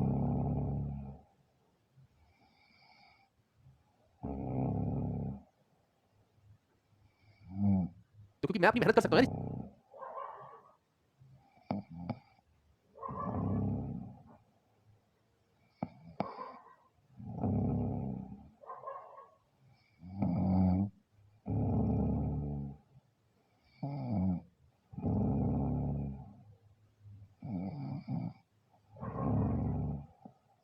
इससे ज्यादा मैं क्या कर सकता हूँ? मैं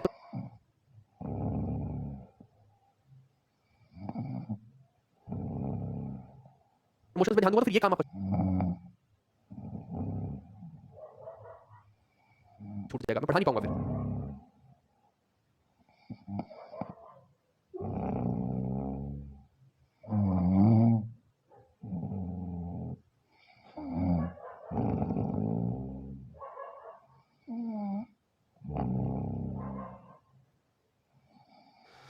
कहने गॉड ब्लेस यू सर,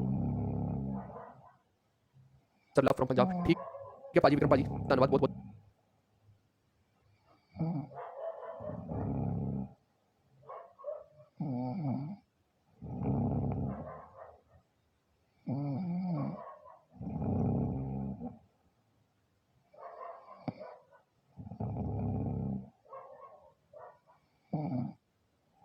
तो बड़ा मुझे सपोर्ट करो बस।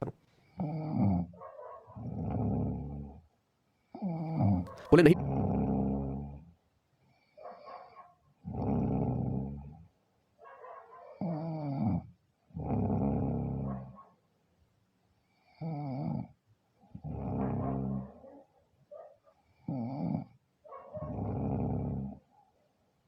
भूलने का क्या इलाज है?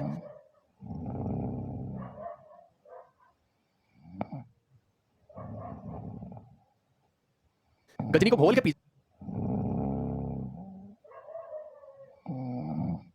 जाओ तुम हैं कटोरी में नहीं।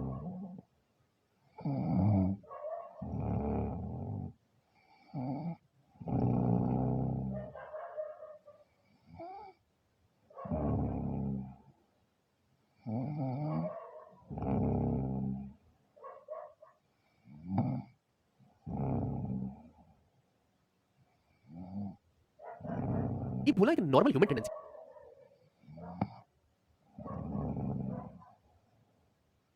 ये तो बस आपको कहानियां याद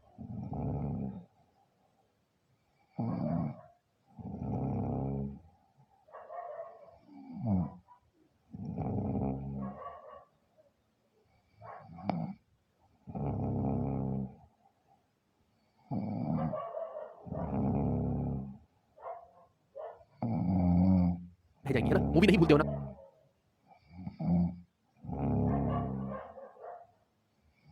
अब मैं इतनी कहानियों में इतना इनपुट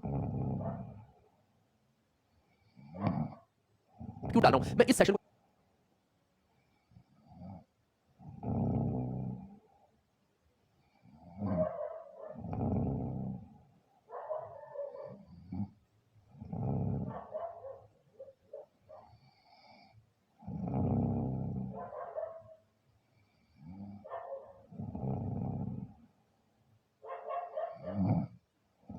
चाहता तो 15 मिनट में खत्म कर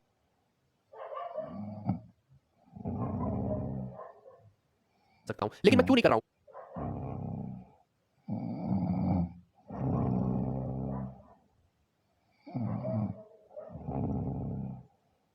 मैं पूरी कॉन्टेक्स्ट आपको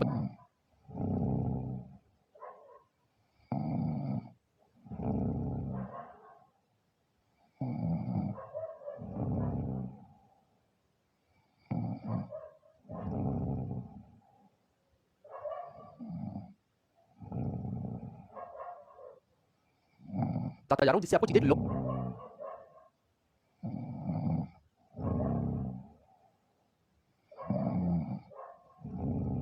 लॉन्ग रिटेंशन में रहेंगी, याद रहेंगी।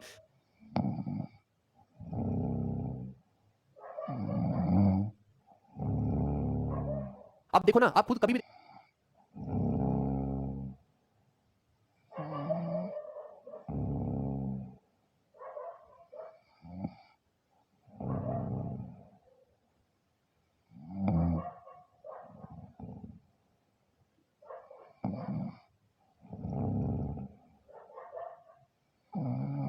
देख लेना जितनी चीजें मैं क्लास में बता रहा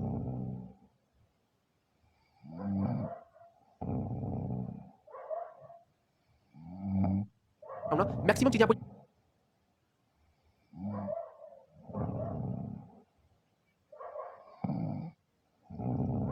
याद रह जाती हैं आपके सबकॉन्शियस माइंड।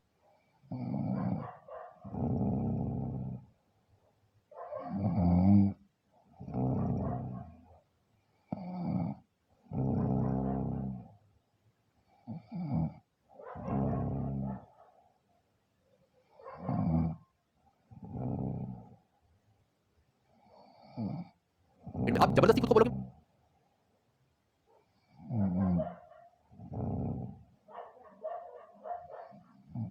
मैं भूल गया तो एक अलग बात है, बट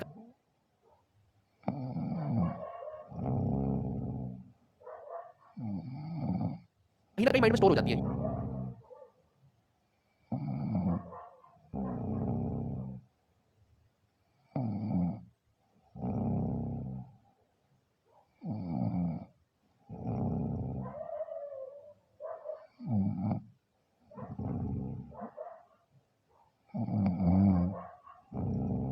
यही हमारी खास बात है कि क्लास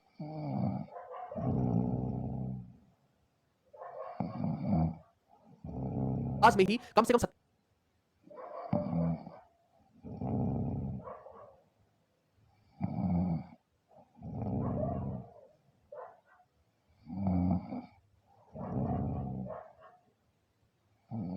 80% आपको याद हो जाए। और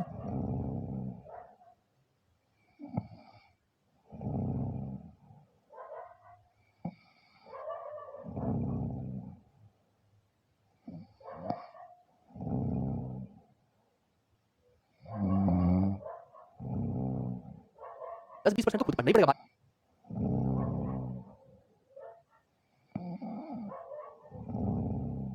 बात तो पढ़ना ही पड़ता है चीजों को।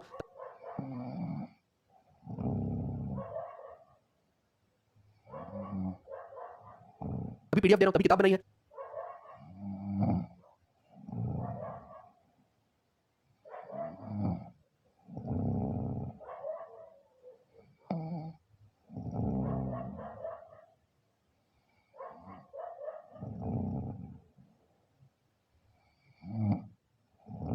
तो उसी से कवर हो जाएगा ना सारी चीजें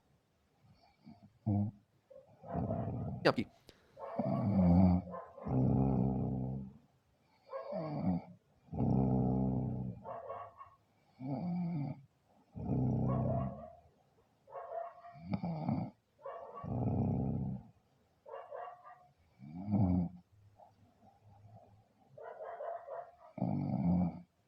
अच्छा वो 3.5 घंटे में की मैराथन है उसको अभी आप स्किप कर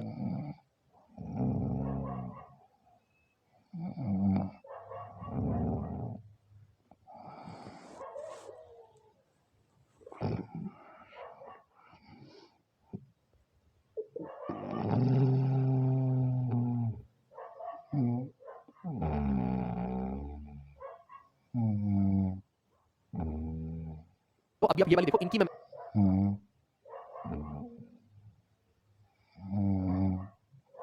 मैराथन बना दूंगा, ठीक है। अभी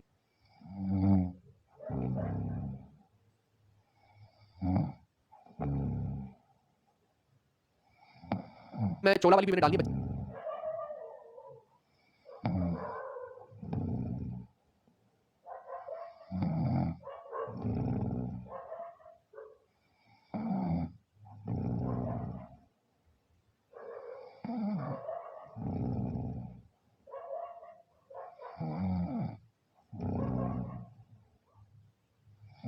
बोल रहे चोला वाली भी डाल दो सर, एंशिएंट